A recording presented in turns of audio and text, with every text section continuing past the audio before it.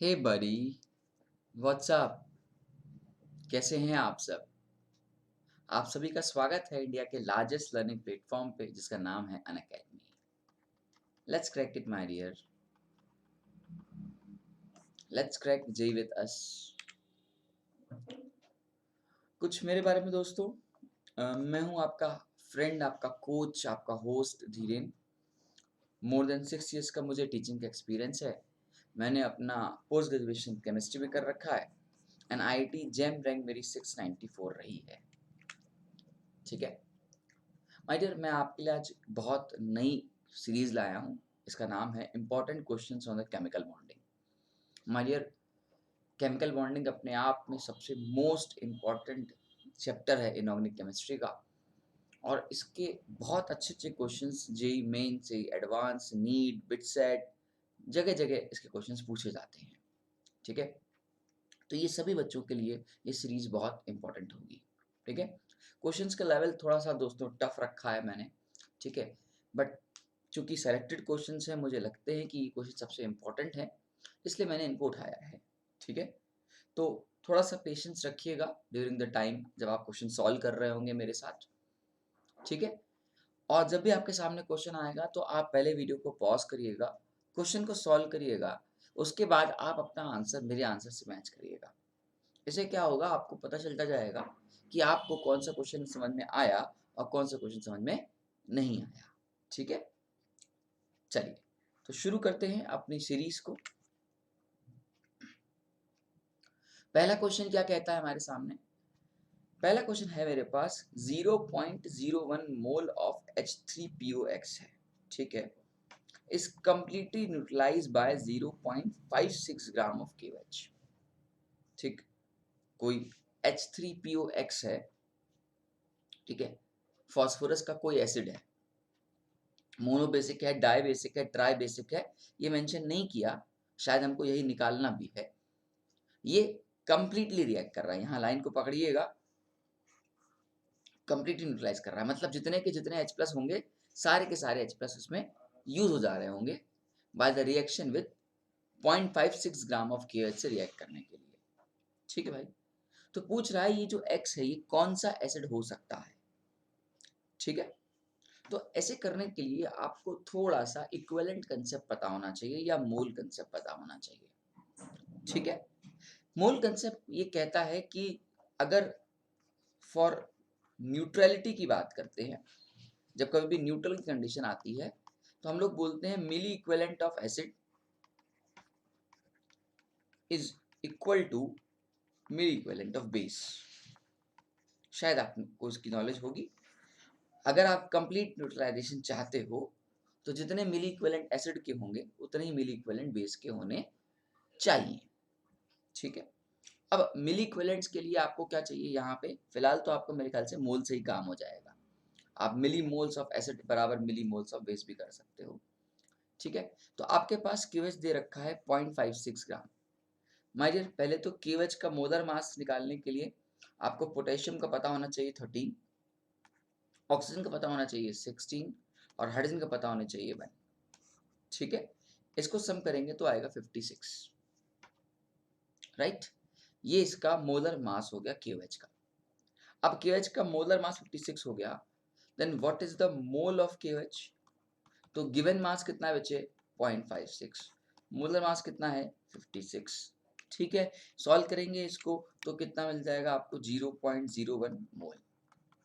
मतलब क्यूएच का कितना मोल यूज हो रहा है 0.01 मोल हो रहा है। राइट, और इस H3POX के भी कितने मोल हैं 0.01 मोल। मतलब जब 0.01 मोल ऑफ H3POX कंबाइन कर रहा है 0.01 मोल ऑफ KOH के साथ तो कंप्लीट न्यूट्रलाइजेशन हो जाता है। इनडायरेक्टली कहने का सेंस है कि 1 मोल ऑफ H3POX इंटरेक्ट कर रहा है 1 मोल ऑफ KOH के साथ।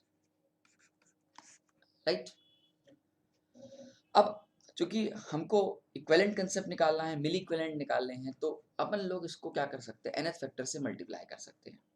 दोस्त, अगर मैं बोलूं कि KOH का जो NH फैक्टर होगा वो 1 होगा, वो मेरी बात आप मान लोगे। मैंने कैसे निकाला एनएच फैक्टर 1, तो आपको सभी पता है कि KOH में एक OH माइनस आयन लूज करने को है, तो जितने मोल्स हो जाएंगे उतने ही इक्विवेलेंट हो जाएंगे। अब आप लॉजिक सोचो कि कंप्लीट न्यूट्रलाइजेशन हो रहा है, मतलब सारे का सारा बेस का OH इसके सारे के सारे एसिड से रिएक्ट कर जा रहा है, तो मैं कह सकता हूं कि मिली इक्विवेलेंट ऑफ जो KOH है वो बराबर हो जाएगा मिली इक्विवेलेंट ऑफ H3POX के, तभी तो कंप्लीट न्यूट्रलाइजेशन होगा। और ये तब पॉसिबल है जब मैं ये दावे से कह सकता हूँ कि हाँ भाई OH माइनस अगर एक मोल है और एक इक्विवेलेंट है, तो इसका भी एक इक्विवेलेंट ऑफ H3POX का यूज हो रहा होगा, राइट। अब आपने कभी पढ़ा होगा कि H3PO के 3 एसिड होते हैं, monobasic, dibasic and tribasic, right. जब आप कभी भी मोनोबेसिक की बात करते हो तो उसका फॉर्मूला स्ट्रक्चर ड्रॉ करने जाते हो तो आपको कुछ ऐसा मिलता है कि ये फॉस्फोरस, ये डबल बॉन्ड O, यहाँ OH, ये H और ये H। उसी तरह जब आप डाइबेसिक की बात करते हो तो एक OH यहाँ, एक OH यहाँ और एक OH यहाँ। ट्राइबेसिक की बात करते हो तो P डबल बॉन्ड O, एक OH यहाँ, एक OH यहाँ और यहाँ। तो अब आप लॉजिक सोचिए कि कंप्लीट न्यूट्रलाइजेशन होने का क्या मतलब रहा होगा। कंप्लीट न्यूट्रलाइजेशन का मतलब एक मोल या एक इक्विवेलेंट ऑफ KOH का आप लगा रहे हो। तो इस इधर तो देखो बेटा, खुद लॉजिक सोचो, अगर यहाँ पे कंप्लीट न्यूट्रलाइजेशन चाहिए तो तुम्हें 2 इक्विवेलेंट चाहिए होंगे, और यहाँ पे कंप्लीट न्यूट्रलाइजेशन चाहिए तो तुम्हें कितने इक्विवेलेंट चाहिए होंगे? 3 इक्विवेलेंट चाहिए होंगे। लेकिन अभी हमारे पास क्वेश्चन में कितने हैं? एक ही इक्विवेलेंट है, मतलब इनडायरेक्टली कौन सा सब्स्टेंस यूज हो रहा होगा? तो आंसर H3PO2 होगा। मतलब X की जगह आप क्या पुट करोगे? X की जगह आप 2 पुट करोगे, राइट। मेरी बात आप समझ पा रहे हो? अब फाइनली इसका आंसर होना चाहिए X की जगह 2, और ये स्पीशीज नेचर में हमारा मोनोबेसिक एसिड कहलाएगा। तो आइए कोई ऐसा ऑप्शन उठाते हैं जिसमें दिया हो।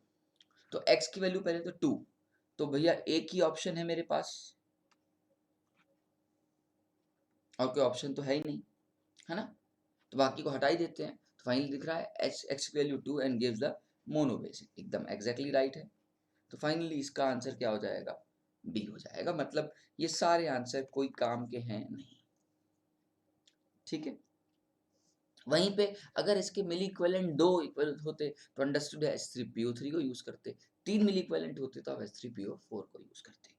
वो डिपेंड करता है कितने मिली इक्विवेलेंट हैं, और मिली इक्विवेलेंट डिपेंड करता है मोल्स पे, और मोल्स डिपेंड करता है कितने गिवन मासेस हैं, है ना भाई। तो यहाँ पे दिया ही उसने खुद ही 0.56 ग्राम है।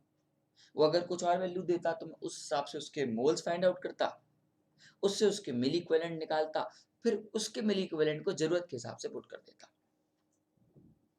ठीक है ना। था ना ये अच्छा क्वेश्चन? तो क्वेश्चन आपको सारे अच्छे अच्छे मिलेंगे, बस आप थोड़ा सा पेशेंस रखिएगा क्वेश्चन को सॉल्व करने में, ठीक है। ओके, चलिए अब अपन लोग आते हैं नेक्स्ट क्वेश्चन की तरफ। पहले उम्मीद करूंगा कि आप वीडियो को पॉज करोगे, क्वेश्चन को खुद सॉल्व करने की कोशिश करोगे, उसके बाद हम लोग मिलकर आंसर देंगे, ठीक है। चलिए ट्राई करके देखिए इस क्वेश्चन को, कैसे ये क्वेश्चन को सॉल्व करना चाहिए, इस क्वेश्चन की क्या खासियत है।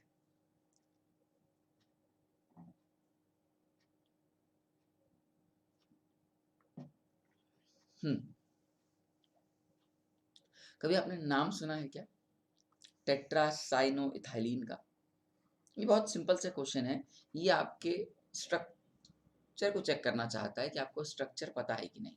If you know the structure तो आपका आंसर आपके सामने है ना। अब देखा है, टेट्रा मतलब 4, साइनो मतलब साइनाइड ग्रुप, इथाइलिन मतलब डबल बॉन्ड, राइट।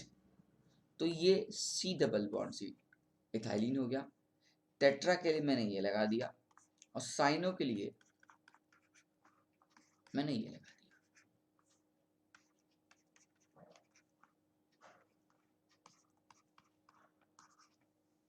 है ना। अब इतनी सी केमिस्ट्री तो सबको पता ही है ना, कि अगर एक सिंगल बॉन्ड है तो ओनली सिग्मा, 2 सिंगल बॉन्ड है तो डबल बॉन्ड है तो एक सिग्मा और एक पाई, और अगर ट्रिपल बॉन्ड है तो बीच वाला सिग्मा और ये 2 पाई के, है ना, ये बात हमने पढ़ी है, बचपन से पढ़ी है। तो कुछ नहीं है, हमको क्या बताना है, ratio of sigma in pi bond. तो आगे गिन लेते हैं, पहले सिग्मा को उठाते हैं। सिग्मा को उठाएंगे तो एक सिग्मा यहाँ पे मिलेगा, एक सिग्मा दोस्त यहाँ पे मिलेगा, एक सिग्मा ये हो गया, एक सिग्मा ये हो गया, एक सिग्मा ये, एक सिग्मा ये, एक इधर और एक इधर। काउंट करवा दीजिए तो 1 2 3 4 5 6 7 8 9, करीबन 9 सिग्मा दिख रहे हैं आपको। ठीक है ना, ओके राइट। अब हम बात करते हैं पाई के स्ट्रक्चर्स की। पाई कितने दिख रहे हैं आपको, पाई आपको कितना दिख रहा है, 2 पाई यहाँ पे दिख रहा है, 2 पाई यहाँ पे दिख रहा है, 1 पाई यहाँ पे दिख रहा है, 2 पाई यहाँ दिख रहे हैं और 2 पाई यहाँ दिख रहे हैं। तो 2 2 4 1 5 2 7 और 2 9। बहुत सिंपल सा क्वेश्चन था दोस्त, बहुत सिंपल सा क्वेश्चन है। टोटल स्ट्रक्चर में सिग्मा भी 9 दिख रहा है और आपको पाई भी 9 दिख रहे हैं, राइट। मतलब 9:9 का रेशियो, या यूं कहूँ सीधे सीधे सिंपलेस्ट फॉर्म में 1:1 का रेशियो। बहुत सिंपल क्वेश्चन था, दैट इज सीधे सीधे इसका आंसर आ जाएगा ऑप्शन नंबर बी। इस क्वेश्चन में और कुछ नहीं चेक कर रहा था, आपकी थोड़े से स्ट्रक्चर नॉलेज को चेक कर रहा था कि आपको कितनी स्ट्रक्चर की बनाने की टेक्निक आपको आती है। जितने अच्छी तरह आप स्ट्रक्चर ड्रॉ करोगे उतना ही ये क्वेश्चन को आप इजीली टैकल कर पाओगे। ठीक है, ओके। उम्मीद करता हूं कि आपने क्वेश्चन कर लिया होगा। चलिए,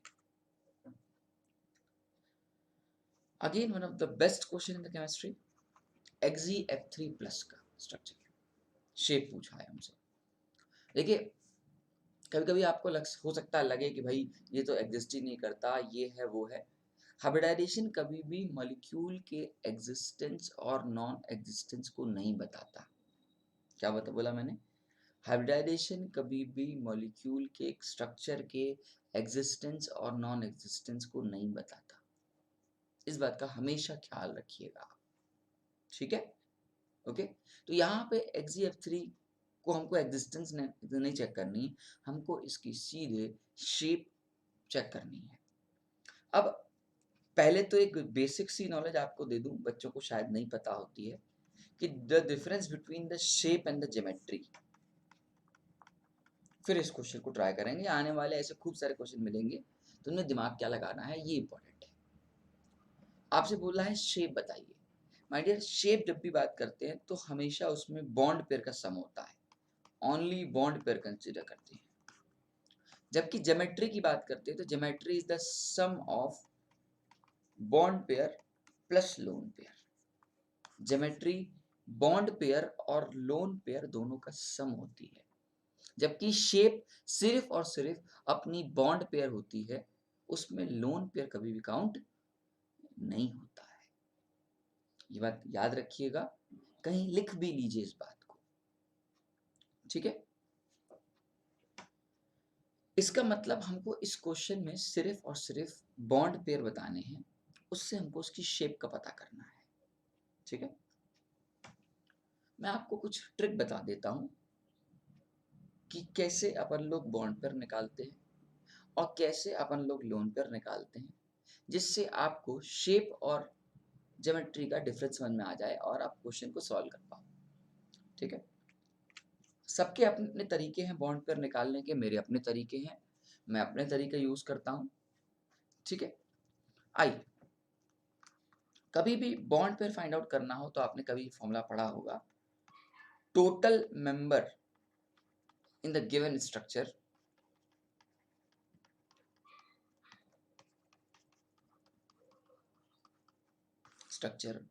-1 करेंगे तो वो आपको बॉन्ड पेयर को एक्सप्लेन करेगा।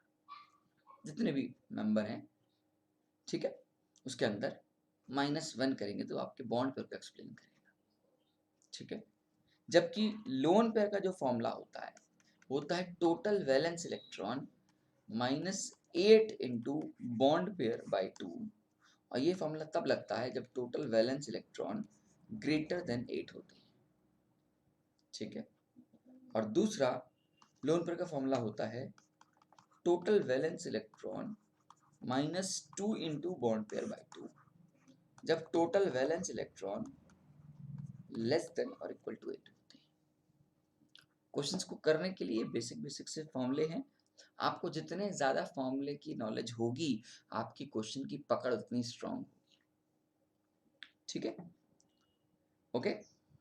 इसके अलावा अगर स्पीशीज कोई आयनिक है तो डिपेंड करता है कि वो कैटायनिक है या एनायनिक है।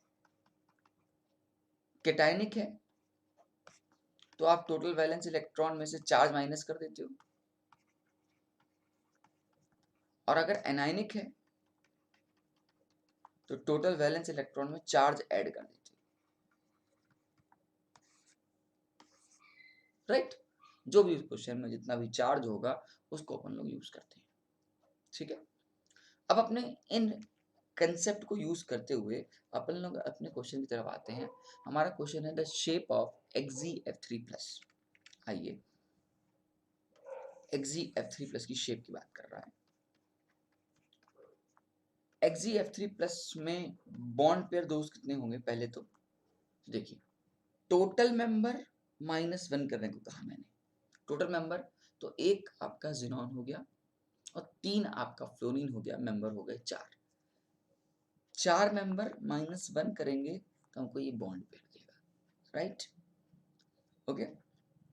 अब बॉन्ड पेयर 3 है और मुझे लोन पेयर निकालने हैं यूजिंग द फॉर्मूला कि total valence electron -8 into bond pair by 2।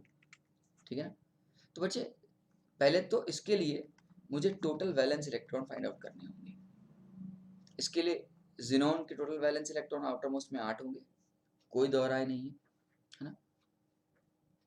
Fluorine के आउटर मोस्ट में 7 होते हैं, तो 7 इंटू 3। ठीक है, और एक पॉजिटिव चार्ज है, तो 7 3 से 21 और प्लस 8 कितना हो जाएगा? और देखो यहाँ पे आप -1 लगाओगे क्योंकि प्लस का साइन है। ठीक है, तो 28 सीधे सीधे आ जाएगा। राइट ना, ओके। तो जो आपके टोटल वैलेंस इलेक्ट्रॉन आ गए वो 28 आ गए। अब जब आप इसको लोन पेयर वाले फॉर्मूले में रखोगे तो लोन पेयर है total valence electron that is 28 minus, अब 2 वाला फॉर्मूला यूज करें या 8 वाला फॉर्मूला यूज करें? अंडरस्टूड है, total valence electron greater than 8 का कंसेप्ट है, तो मुझे कौन सा यूज करना चाहिए? ई वाला, ऊपर वाला, है ना। तो 8 इंटू बॉन्ड पेयर, कितने बॉन्ड पेयर भाई? 3, बाय क्या कर दूं? 2 कर दूं। राइट, तो ये हो जाएगा 28 minus 24/2, that is 4/2 and it will give you 2। Right, series क्या देगा आपको? ठीक है, तो लोन पेयर आपके कितने आ जाएंगे? 2, और बॉन्ड पेयर कितने आ जाएंगे? 3। राइट, है ना। बॉन्ड पेयर 3 और लोन पेयर 2, सम बना देगा 5 का। ठीक है, अब देखिए जब सम 5 का है तो जो ज्योमेट्री होगी वो टीबीपी होगी, नो डाउट। ठीक है ना, एक मेंबर ए है, ये बी है, ये बी है, ये बी है, ये इसकी ज्योमेट्री है। अगेन उसने ज्योमेट्री नहीं पूछी, उसने हमसे शेप पूछी है। अभी मैंने आपसे कहा geometry is the sum of bond pair plus lone pair, but the shape is only and only bond pair. ठीक है, तो जब अपन लोग शेप पे डिस्कस करेंगे तो यहाँ पे भाई 3 बॉन्ड पेयर आएंगे और उसमें से 2 लेग पर हटा दीजिए। अंडरस्टूड है, आप पढ़ के आए होंगे ये बात कि पिक्चर आपको कुछ ऐसी नजर आनी चाहिए। राइट, और ये शेप सभी ने पढ़ी है, इसको अपन लोग बुलाते हैं T shape. Right, clear cut, बात समझ में आ रही है? तो आपका सीधे सीधे इसका आंसर आना चाहिए टी शेप। यहाँ पे बेंड टी दे रखा है, वो थोड़ा रिपल्जन की वजह से दे रखा है, इसलिए आप इसको टी या बेंड टी बुला रहे हो। ठीक है ना। मन में एक तुरंत सवाल आएगा, सर क्या मुझे इतना काम करना पड़ेगा, इतना आप जो करा रहे हो? बच्चे देखो, मैं अपना मोटिव सॉल्व कर रहा हूँ कि मैं आपको डेप्थ में समझा सकूँ इस क्वेश्चन को। एग्जाम हॉल में इतना टाइम नहीं लगता है, ठीक है? ठीक है, मैं इसका एक ट्रिक और बता सकता हूँ, उसमें मुझे ये सब कुछ भी नहीं करना, मुझे ऐसा कुछ भी नहीं करना जो यहाँ पे मैंने किया। सिंपल तरीका है, बॉन्ड पर निकालने का, तो देखो तरीका वही है, एक जिनॉन का 3 फ्लोरीन का मेंबर 4, 4 में से 1 घटा दिया, आपका आया 3, ठीक है? और लोन पेयर को निकालने का एक सिंपल सा तरीका है, डायरेक्ट सोचिएगा। अब देखिए डायरेक्ट मैं कैसे सोचता हूँ कि दोस्त जिनॉन के आउटर मोस्ट में कितने थे? 8, 3 आपने फ्लोरीन को दे दिए, बचे कितने आपके पास? 5 इलेक्ट्रॉन। एक पॉजिटिव चार्ज और खा गया, बचे कितने? 4 इलेक्ट्रॉन। 4 इलेक्ट्रॉन बचे, तो दोस्त पेयर कितना बचा? 2। सीधे आ गया ना आंसर। वो जो चीज़ जो थी वो फ़ॉर्मूला आपको सिखाना चाह रहा था, आप वहाँ से भी यूज़ कर सकते हो, आप यहाँ से भी यूज़ कर सकते हो। नो डाउट अपन को जेईई में जब क्वेश्चन सॉल्व करना होता है, तो इतना मेहनत नहीं करते, सीधे इस फ़ॉर्मूले को लगाते हैं, ठीक है? क्या किया? ज़ीनॉन के आउटर मोस्ट में 8 थे, 3 फ्लोरीन खा गया, बचे मेरे 5, एक पॉजिटिव चार्ज से और कम कर दो, बचे मेरे 4, 4 इलेक्ट्रॉन बचे, दोस्त कितना लोन पेयर बचा? तो आंसर इज़ 2। अभी भी सम देखिए, 3 + 2 5 का ही सम आ रहा है। ज्योमेट्री हमारी टीबीपी और शेप हमारी टी या बेंटी, जो भी आंसर पीछे है। तो क्वेश्चन को करने के दोस्त बहुत सारे तरीके हो सकते हैं। मैं बिना फॉर्मूले के भी यूज़ कर सकता हूँ, मैं फॉर्मूले के साथ भी यूज़ कर सकता हूँ। आप उस क्वेश्चन को कैसे उठाते हो, ये आप पे डिपेंड करता है, ठीक है ना? हो सकता है कि मेरा एक्सप्लेनेशन आपको लेंदी लगे, लेकिन एग्ज़ैक्टली वही एक्सप्लेनेशन आपके काम का है, ठीक है? क्लियर कट है? चलिए, अब इसी का फ़ायदा उठाते हुए अपन लोग अगले क्वेश्चन की तरफ करेंगे। अब शायद आप अपना टाइम सेव कर पाओ अगले क्वेश्चन में, क्योंकि पीछे अभी इस क्वेश्चन के कंसेप्ट को पढ़ के आए हो।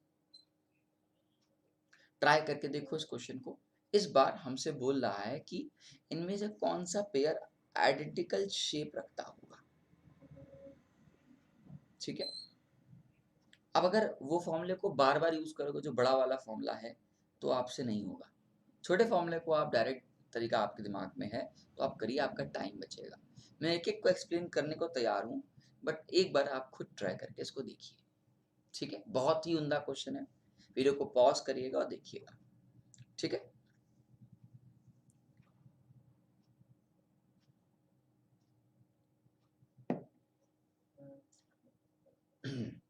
चलिए।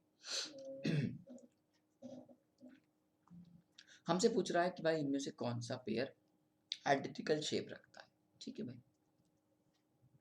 जैसे आपके सामने है NO2+। NO2+ की मैं बात करूं तो भाई सबसे पहले बॉन्ड पेयर मुझे कितने मिल जाने हैं? 2 मिल जाने हैं। लोन पेयर को निकालने के मेरे 2-3 तरीके हैं, डायरेक्ट तरीका भी है और इनडायरेक्ट तरीका भी है।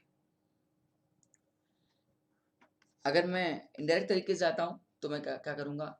टोटल वैलेंस इलेक्ट्रॉन देखूंगा नाइट्रोजन के, कितने होते हैं टोटल वैलेंस इलेक्ट्रॉन नाइट्रोजन में? 5 प्लस, राइट ना? ऑक्सीजन के आउटर मोस्ट में कितने होते हैं? 6, तो 6 × 2 12, और एक पॉजिटिव लगा है इसलिए माइनस करो, है ना? माइनस, अब चेक कर लो, ये ग्रेटर देन क्या आ रहा है? 8 आ रहा है, तो 8 × 2, ठीक है, बाय 2। तो लोन पेयर देखो, 12 और 5 17, 17 माइनस 1 16, 16/16 गिव्स यू 0, मतलब लोन पेयर एक भी नहीं आ रहा है। अब बॉन्ड पेयर इस NO2+ का मुझे मिला 2, और लोन पेयर आया 0। 2 + 0 का सम करेंगे तो मुझे मिलेगा 2, राइट? अंडरस्टूड है? और कभी भी आपने पढ़ा हो कि जब आपके पास बॉन्ड पेयर 2 होते हैं और लोन पेयर 0 होते हैं, तो उसको अपन लोग लीनियर शेप या लीनियर ज्योमेट्री बुलाते हैं। तो NO2+ की तो लीनियर है। अब NO2 प्लस की और NO2 माइनस की सेम हो सकती है क्या? अंडरस्टूड है कि नहीं होगी? क्वेश्चन को तो आप यहीं खत्म कर दो, भैया ऑप्शन हो ही नहीं सकता। बट मैं आपको अपना फर्ज पूरा करने के लिए बता रहा हूँ, नहीं भाई आपको NO2 माइनस भी एक बार निकाल लोगे तो क्या बुराई है ना? क्योंकि NO2 माइनस जब निकालोगे तो नेगेटिव चार्ज की वजह से आपके पास एक इलेक्ट्रॉन बढ़ जाएगा। यहाँ देख सकते हो, जहां मैंने 17 किया है, 16 किया है ना? जहां मैंने इनडायरेक्टली यहाँ पे प्लस लगना चाहिए उस केस में, किस केस में? NO2 माइनस वाले केस में। तो NO2 माइनस वाले केस में आप निकालोगे तो आप निकाल के देखिएगा, बॉन्ड पेयर 2 और लोन पेयर 1 आएगा, सम 3 आएगा, सम 3 आएगा तो इसकी जो शेप होती है वो बेंट शेप में आ जाएगी। किस में आएगा? बेंट शेप में आ जाएगा NO2 माइनस। और ये आपका बेंट शेप है, वो आपका लीनियर शेप है। तो बेंट और लीनियर कभी भी आइडेंटिकल शेप तो नहीं हो सकते, मतलब मुझे पहले ऑप्शन को कैंसिल करना पड़ेगा। ठीक है, अब अगला ऑप्शन दे रखा है PCl5 एंड BrF5। आइए PCl5 देखिए, डायरेक्टली निकालिए इस बार। बॉन्ड पर कितने हैं? 5। कैसे निकाल दिया मैंने 5? टोटल मेंबर कितने थे? एक फॉस्फोरस था, 5 फ्लोरीन थे, तो एक फॉस्फोरस 5 फ्लोरीन मिला के हो गए 6 में से मैंने एक कम कर दिया, मुझे बॉन्ड पेयर निकल गए। लोन पेयर बार बार फॉर्मूला यूज नहीं करता हूं, आपको दिमाग लगाते हैं। फॉस्फोरस के आउटर मोस्ट में कितने होते हैं? एटॉमिक नंबर होता है 15, आउटर में होते हैं 5। 5 फॉस्फोरस के आउटर मोस्ट थे और वो पांचों के पांचों क्लोरीन को यूज करने के लिए दे दिया। एज अ कोवेलेंट बॉन्ड बनाने कहा कि 5 फ्लोरीन को कहा आओ मुझसे दोस्ती करो। मतलब उसने पांचों के पांचों इलेक्ट्रॉन जो उसके टोटल वैलेंस इलेक्ट्रॉन में थे फॉस्फोरस के, उसने बांट दिए। तो क्या उसके पास कोई लोन पेयर बचेगा? आंसर इज नहीं बचेगा। तो बॉन्ड पेयर 5, लोन पेयर 0, सम हो गया 5 का, और 5 का सम हमको हमेशा ट्राइगोनल बाइपिरामिडल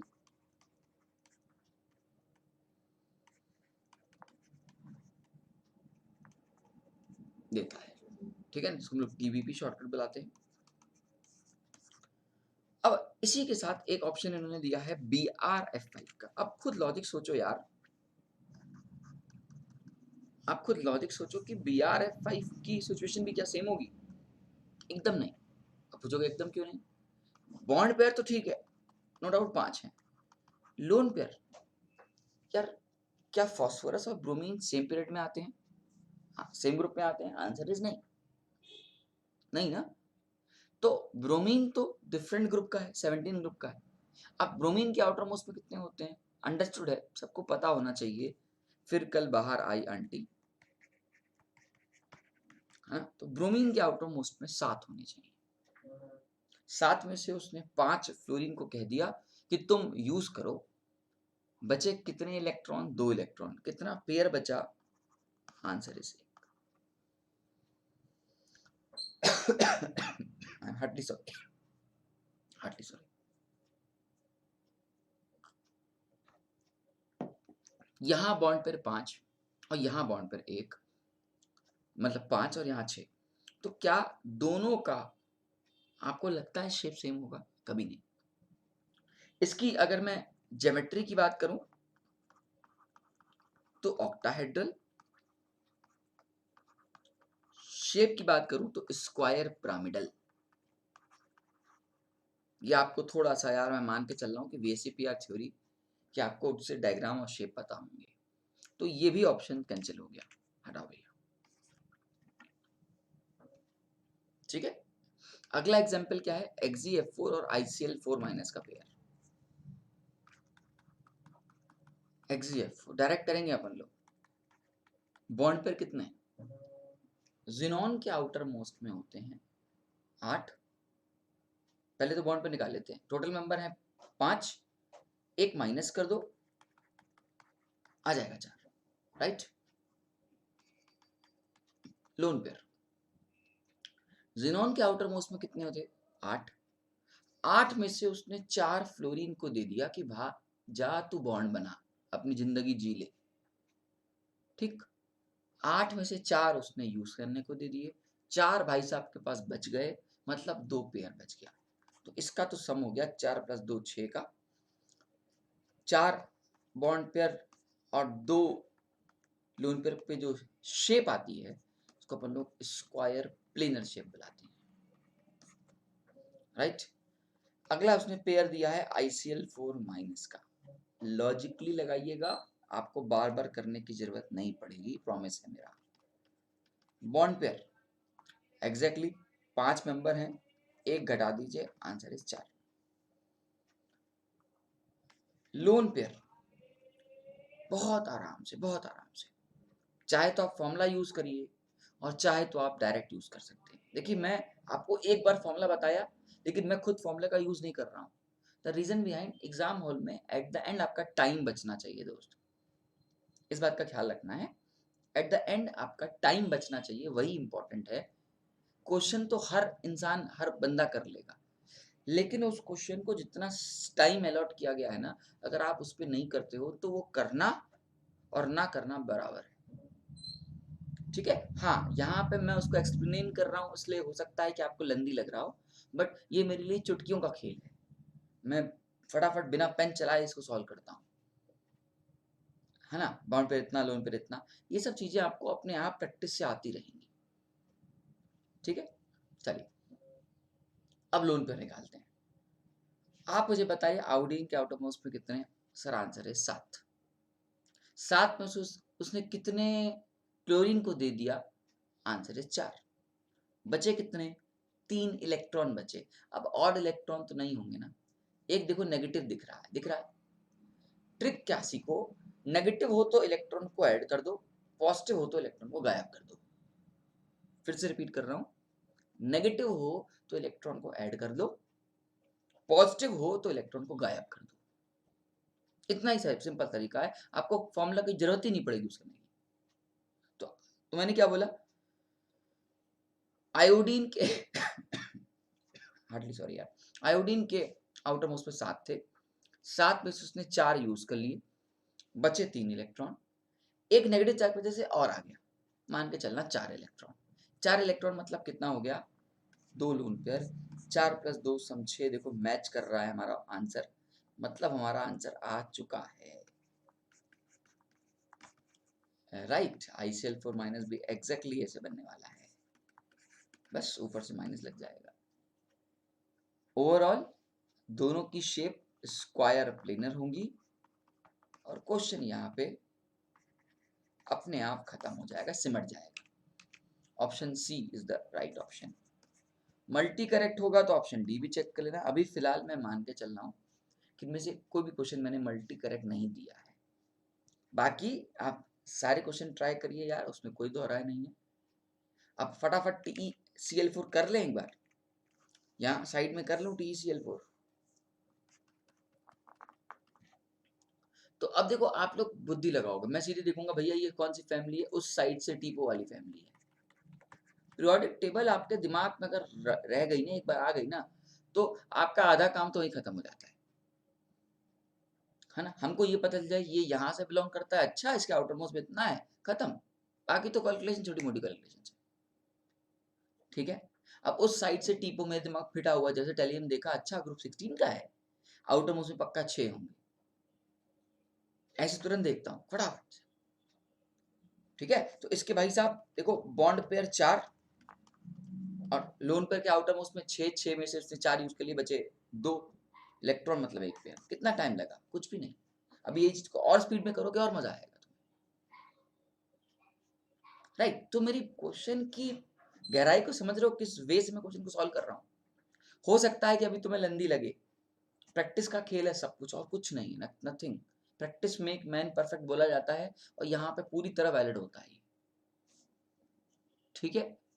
अगर आपकी ये हवा में जो प्रैक्टिस इमेजिनेशन पावर बढ़ गई ना, तो आप ये सब बिना पेन चलाए चुटकियों में टिक करके निकल जाओगे। ये मेरा प्रॉमिस है। केमिकल बॉन्डिंग की खासियत यही है, अगर आपको एक बार आ गई ना, तो आपको पेन भी नहीं चलानी पड़ती, खटाखट निकलना होता है। सारा पूछ इमेजिनेशन में बांधो उसको, और कुछ नहीं। आपके दिमाग में जब स्क्वायर प्लेनर आए तो दिमाग को मैच करने लग जाए, हाँ बंदे ने स्क्वायर प्लेनर ऐसे दिया है, ठीक है, तो एक एक शेप की इमेजिनेशन स्ट्रांग रखो, कभी भी कोई भी क्वेश्चन रॉन्ग नहीं होगा, गारंटी मेरी है। ठीक है, बाकी कमेंट बॉक्स में मुझे बताइएगा कि कहाँ आपको केमिकल बॉन्डिंग में इमेजिनेशन में प्रॉब्लम आती है, मैं आपको हेल्प करूंगा। ठीक है, चलिए अगला क्वेश्चन जो कि फिर से बहुत बेहतरीन क्वेश्चन है। अब देखिए ये जो क्वेश्चन है ना, ये दो डिफरेंट डिफरेंट कंसेप्ट को मर्ज करके बना हुआ है, आपको परेशान करेगा, बट मेरे पास एक सिंपल तरीका है इस क्वेश्चन सॉल्व करने का, बट एट द एंड मैं आपको दोनों बताऊंगा, जो आपको तरीका समझ में आए गो विद दैट वन। ठीक है, थोड़ा सा लेंदी हो गया क्वेश्चन। ठीक है, बोल रहा है the species having no p pi bond but has the bond order equal to O2। O2 का पहले बॉन्ड ऑर्डर निकाल लो, साफ साफ दिख रहा है कि O2 एक permanent O double bond O का है, और परमानेंट बॉन्ड स्पीशीज का जो बॉन्ड ऑर्डर है 2 है, तो बॉन्ड ऑर्डर 2 हो जाएगा। मैं इतना मान के चल रहा हूं, आपने पढ़ा होगा कि कभी भी परमानेंट बॉन्ड होती है तो जितनी बॉन्ड होगी उसका बॉन्ड ऑर्डर, एक बॉन्ड है बॉन्ड ऑर्डर इज 1, 2 बॉन्ड है बॉन्ड ऑर्डर इज 2, 3 बॉन्ड है बॉन्ड ऑर्डर इज 3। जितनी बॉन्ड होंगी परमानेंट, परमानेंट बोले तो नॉन रेजोनेंस वाली, वो उसका बॉन्ड ऑर्डर होता है। अब मैं क्या करूंगा ना, मैं सभी का बॉन्ड ऑर्डर पहले निकालूंगा, आधा काम तो ये खत्म हो जाएगा, देखना बहुत सारे ऑप्शन वहीं कैंसिल हो जाएंगे। बाकी ये आपकी सहूलियत है कि अपन लोग मिल के पी पाई बॉन्ड को निकालें कि नहीं निकालें।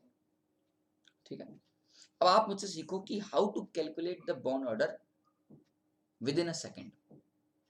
बहुत बहुत सिंपल तरीका है मेरे पास, आपको बस समझाने की देर है, बाकी सब कुछ सिंपल है।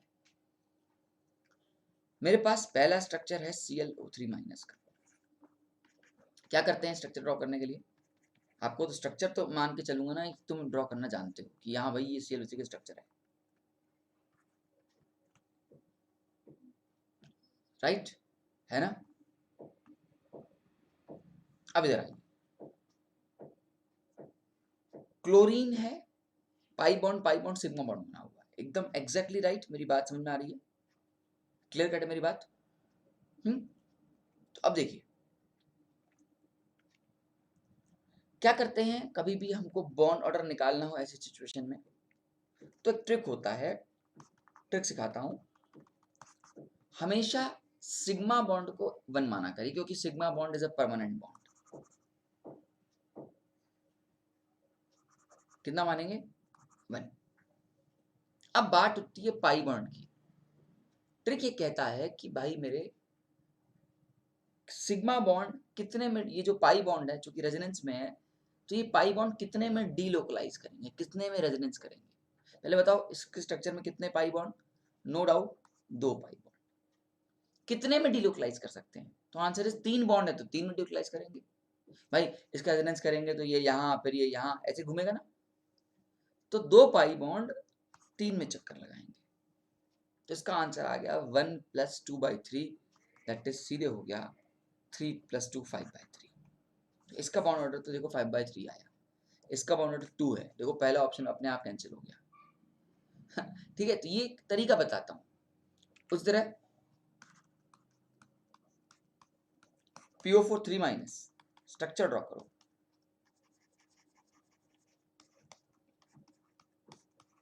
किया स्ट्रक्चर ड्रॉ अच्छी तरह से। आओ सबसे पहले क्या ट्रिक है, एक लिखो सिग्मा बॉन्ड के लिए, ये तो एक फिक्स रख लो, एक सिग्मा बॉन्ड के लिए पक्का रहेगा ही रहेगा। अब बताओ स्ट्रक्चर में कितने पाई बॉन्ड, एक पाई बॉन्ड, एग्जैक्टली कितनी जगह घूम सकता है, तो 4 जगह। ये कैसे मैंने बोला, क्योंकि 4 सिग्मा बॉन्ड है, इनडायरेक्टली यार एक सिग्मा ये, एक सिग्मा ये, एक सिग्मा एक ये और एक पाई है, तो ये पाई बॉन्ड 4 जगह घूम सकता है, एक जहां बैठा है और 3 उसके पास और ऑप्शन है, बेसिक सी प्रोबेबिलिटी है और कुछ नहीं। ठीक है, तो 1 प्लस यहाँ हो जाएगा 1/4 इतने के लिए। तो ये था मेरा सिग्मा के लिए और ये था मेरा पाई के लिए, ऐड कर दो भैया फटाफट, 4 + 1 5/4। ये भी आंसर नहीं है ना, क्योंकि हमको तो बॉन्ड ऑर्डर इक्वल टू 2 चाहिए। अगला आ जाओ SO4 2- पे। कुछ नहीं, ड्रॉ द स्ट्रक्चर। ये स्ट्रक्चर ड्रॉ किया। क्या करोगे? सिग्मा बॉन्ड के लिए एक, नो डाउट। पाई बॉन्ड, कितने हैं पाई बॉन्ड? 2 पाई बॉन्ड है। कितनी जगह चक्कर लगाएंगे? 4 जगह चक्कर लगाएंगे। ठीक है, 2 पाई बॉन्ड है, 4 जगह चक्कर लगाएंगे। कितना हो गया भैया? 4 1 जा 4 प्लस 2, दैट इज 6/4। ठीक है, ओके। क्या आंसर आया अभी तक? नहीं। अगला ऑप्शन क्या है? XeO3।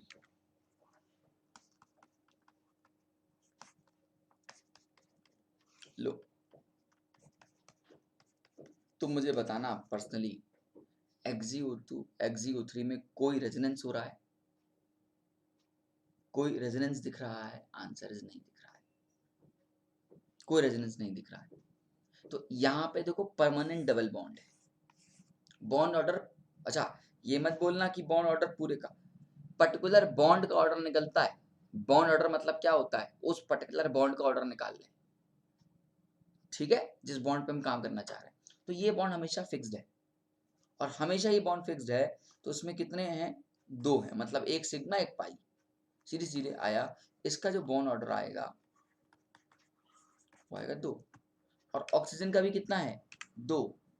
क्या कह सकते हो? सारे ऑप्शन को हटा दूं, ये हटा दूं, ये हटा दूं, ये हटा दूं, अच्छा टिक कर दूं। अब आपका काम एक ये भी है कि आप ये भी तो चेक करो कि पी पाई बॉन्ड भी नहीं होना चाहिए। तो एक बार, बाकी में तो चलो हटा देते हैं, लेकिन XeO3 में पी पाई बॉन्ड चेक कर लेते हैं है कि नहीं है। तो XeO3 में अगर मुझे पी पाई बॉन्ड चेक करना होगा, तो मैं दोस्तों इसको रब कर दे रहा हूँ, मेरा पास थोड़ा सा पेज की कमी पड़ रही है ना।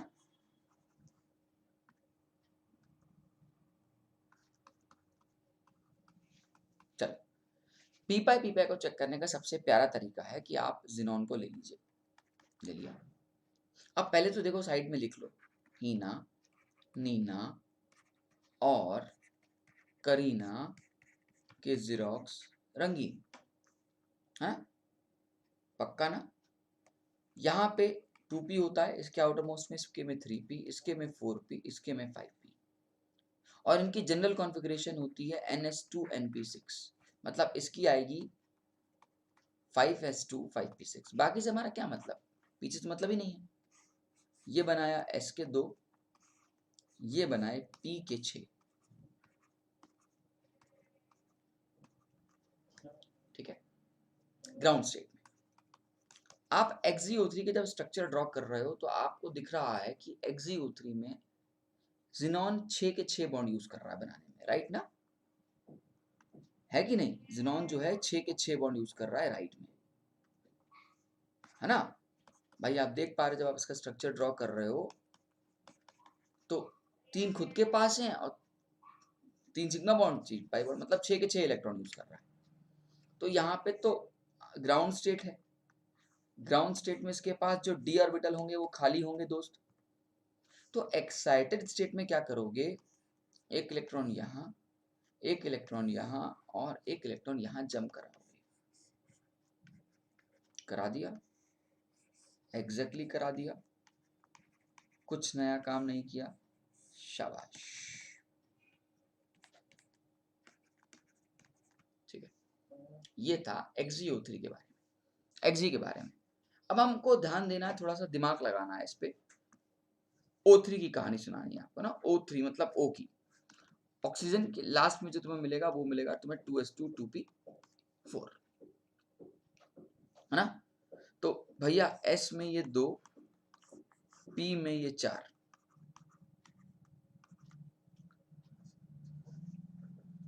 ओके, अब 3 ऑक्सीजन होंगे, ऐसे 3 ऑक्सीजन होंगे। मैं 3 बार नहीं बना रहा, अंडरस्टूड है? 3 ऐसे ऑक्सीजन होंगे।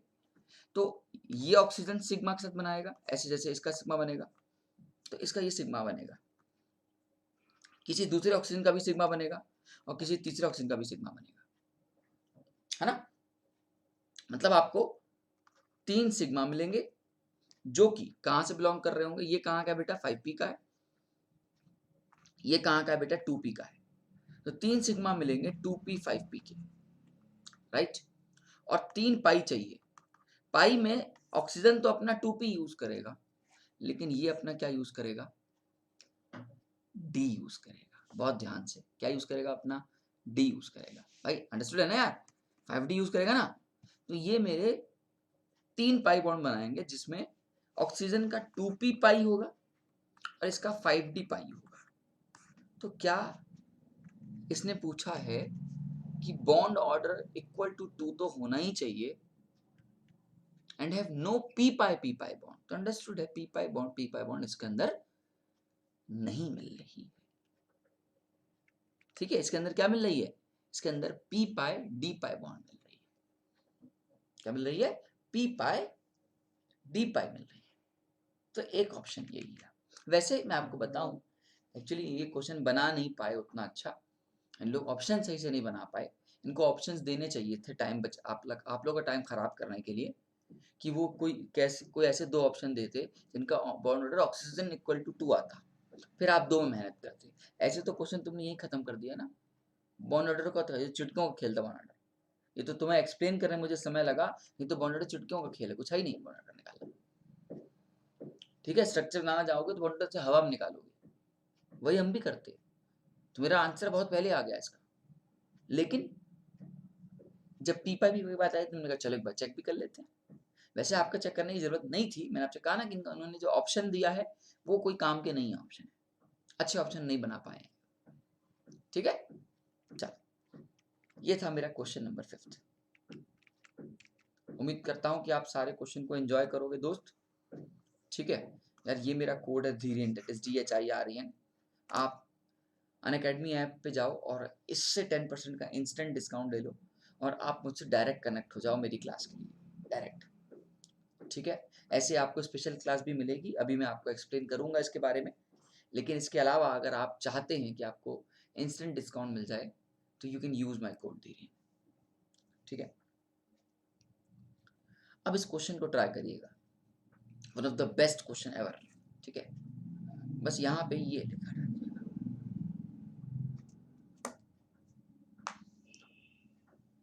ठीक है, क्वेश्चन को, वीडियो को पॉज करिए, सोचिए क्वेश्चन क्या कह रहा है, उसके बाद इस क्वेश्चन को एक्सप्लेन मैं आपको करूंगा। बहुत ही उम्दा और बहुत ही प्यारा क्वेश्चन है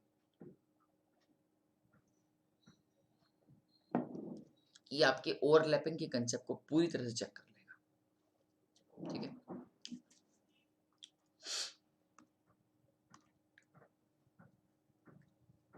चलिए,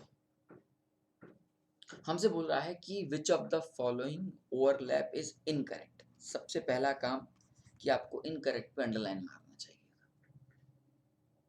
हो सकता है कि बहुत सारे ऐसे बच्चे हों वो इनकरेक्ट ना पढ़े हों, तो वो आधे ही जनता वहीं साफ हो जाती है, आधा कंपटीशन वहीं खत्म।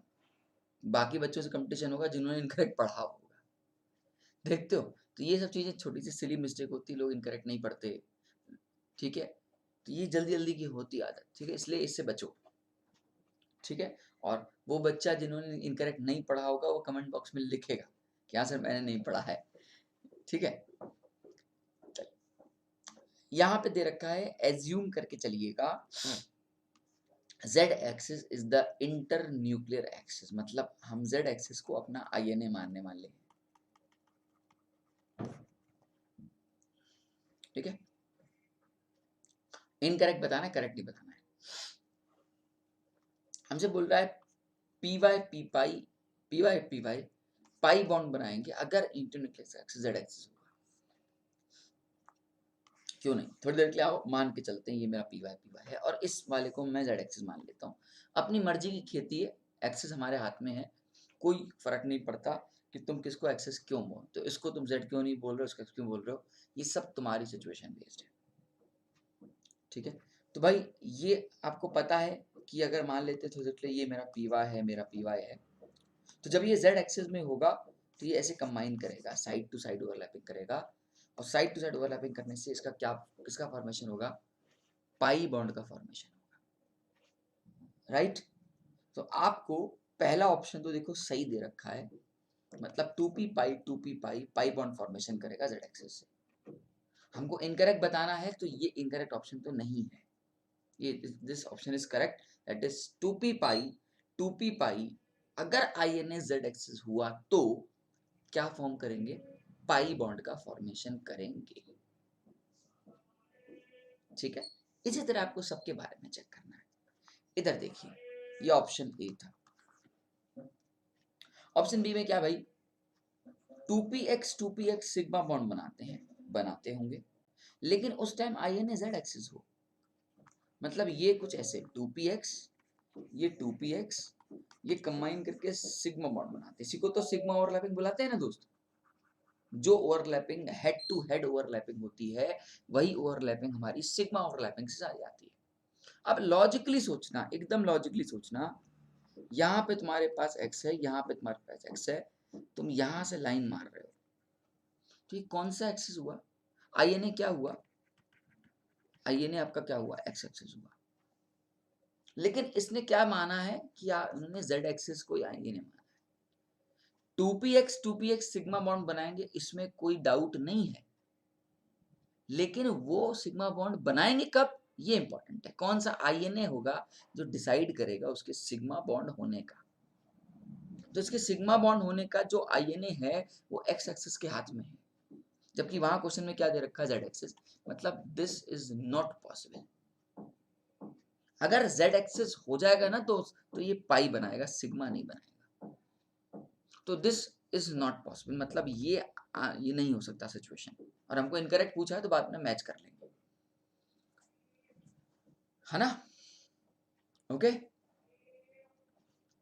अब बुद्धि लगाना है आपने। हमारे पास 3 मिल के पाई बॉन्ड बनाना चाहते हैं।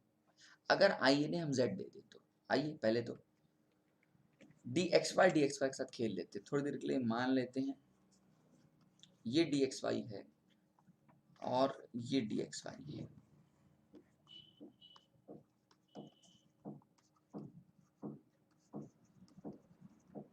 बहुत ध्यान से लॉजिक लगाइएगा, बहुत दिमाग लगाइएगा। आपको चाहिए क्या, आपको पाई बॉन्ड चाहिए। देखो एक बात थोड़ा सा दिमाग लगाना, डी एक्स वाई जिसको हम लोग नॉन ऑर्बिटल्स या नॉन एक्सियल डी ऑर्बिटल्स बुलाते हैं, ये दो तरह की बॉन्डिंग बनाते हैं। एक साइड टू साइड जिसको आप पाई बुलाते हो, और एक ऊपर से नीचे जिसको आप डेल्टा बुलाते हो। फिर से बोल रहा हूँ, एक साइड टू साइड जिसको आप पाई बुलाते हो, और एक ऊपर से नीचे इसको डेल्टा बुलाते हो। इसको हम बच्चे को ऐसे पढ़ाते हैं, बेटा दो बटरफ्लाई हैं, इमेजिन करना। बटरफ्लाई अगर साइड टू साइड आ रही है, एक बटरफ्लाई इस हाथ से कैसे आ रही है, ये दोनों ऐसे आ रही है, उसको बोलते हैं साइड टू साइड बटरफ्लाई का आना। और ये ओवरलैपिंग हमारी पाई ओवरलैपिंग होती है। लेकिन अगर बटरफ्लाई ऐसे आ रही है, ऊपर ओवरलैप कर रहे हैं एक दूसरे के ऊपर, आके ऊपर बैठ जा रही है, एक बटरफ्लाई यहाँ बैठी है, इसके ऊपर दूसरी आके बैठ जा रही है, इसको बोलते हैं delta overlapping. Delta is a type of sigma overlapping, थोड़ा सिग्मा से अलग है but type of sigma overlapping. अब ये जो नॉन एक्सियल डी ऑर्बिटल्स हैं, ये कब पाई बनाएंगे और कब डेल्टा बनाएंगे, इसकी पूरी जिम्मेदारी इंटर न्यूक्लियर एक्सिस को दी जाती है। या यूं कहूं कि inter nuclear axis is responsible और deciding factor to form a bond, form a type of bond, not the form of bond, form a type of bond. अब दोस्त, अगर मुझे पाई चाहिए तो मैं इसको ऐसे उठाऊंगा, और अगर मुझे डेल्टा चाहिए तो ध्यान देना, मैं इसको ऐसे उठाऊंगा। इमेजिन कर पा रहे हो, ये जो बॉन्ड दिख रही है डेल्टा दिख रही है, ये जो बॉन्ड दिख रही है पाई दिख रही है। डी एक्स वाई है, टी एक्स वाई है, मुझे पाई बॉन्ड चाहिए तो मुझे यहां से लाइन मारनी चाहिए, है ना। तो अंडरस्टूड है, या तो मैं एक्स वाला यूज करूं या तो वाई यूज करूं, जेड तो नहीं यूज करूंगा। लेकिन अगर मुझे I N A Z axis दे दोगे, आई एन ए तुम जेड एक्सिस दे दोगे तो मैं कौन सा बॉन्ड बना के बैठूंगा, डी एक्स वाई में डेल्टा बॉन्ड। हमसे बोल रहा है कि D X Y pi bond बना रहे हैं, ठीक है भाई बना रहे हैं, लेकिन उसने उसके आई एन ए को जेड एक्सिस माना है। क्या पॉसिबल है? नहीं। अगर I N A Z axis होगा तो कौन सी बॉन्डिंग होगी, डेल्टा बॉन्डिंग होगी, पाई बॉन्ड तो नहीं होगी। मतलब ये स्टेटमेंट भी रॉन्ग हो गया। तो एक हमारा बी रॉन्ग हुआ, एक हमारा सी रॉन्ग हुआ। अगला अगला दे रहा है कि भाई 2s और 2py पाई बॉन्ड बना रहे हैं।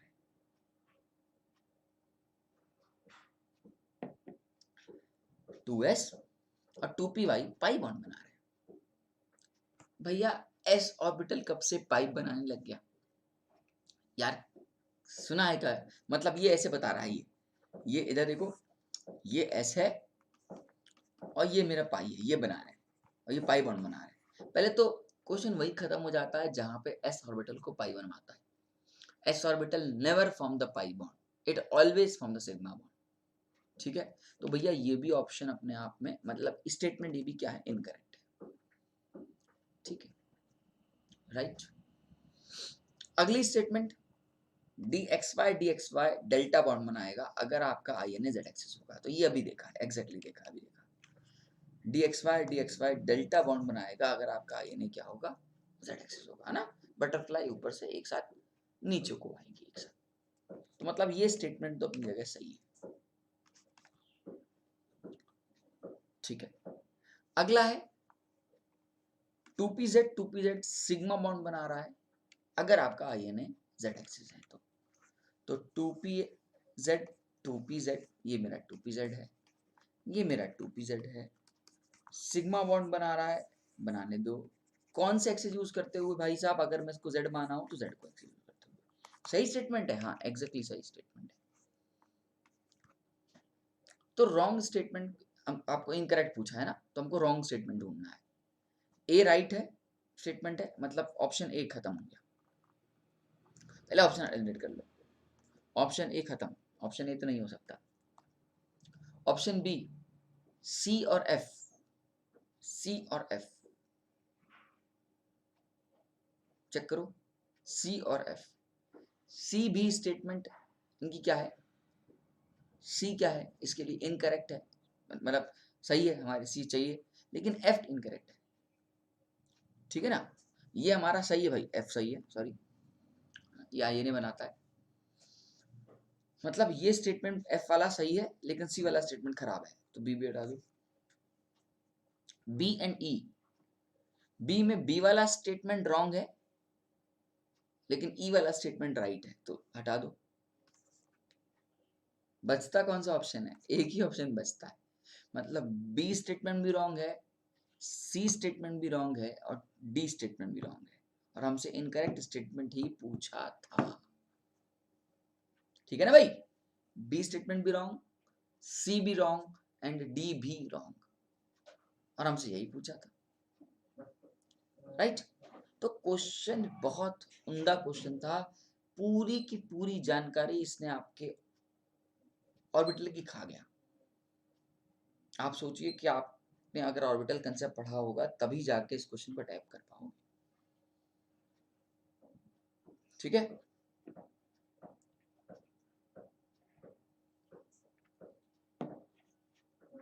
कहानी को आगे बढ़ाएं। क्वेश्चन नंबर 6 खत्म किया हमने।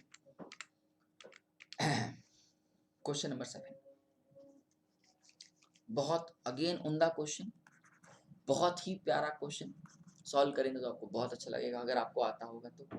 टाइम लीजिएगा, टेक योर टाइम। अच्छा क्वेश्चन है, या तो आएगा या तो नहीं आएगा।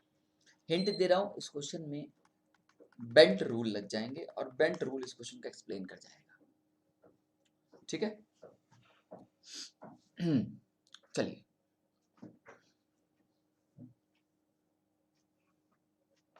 हमसे बोल रहा है कि विच of the following has the smallest bond angle, इनमें से किसका bond angle smallest bond angle माना जाएगा? ठीक है, एक्स ए एक्स की कोई ईच सीरीज दे रखी है, ए बी, मतलब ए में से कोई ऑप्शन उठाना है, बी में से उठाना है, सी में से उठाना है, फिर इनको चारों फिट करना है। तो पहले तो देखिए बेंड रूल में क्यों पीछे पढ़ा हूं, आप अभी समझ जाओगे मेरे कंसेप्ट को। इनके स्ट्रक्चर को ड्रॉ कर लो।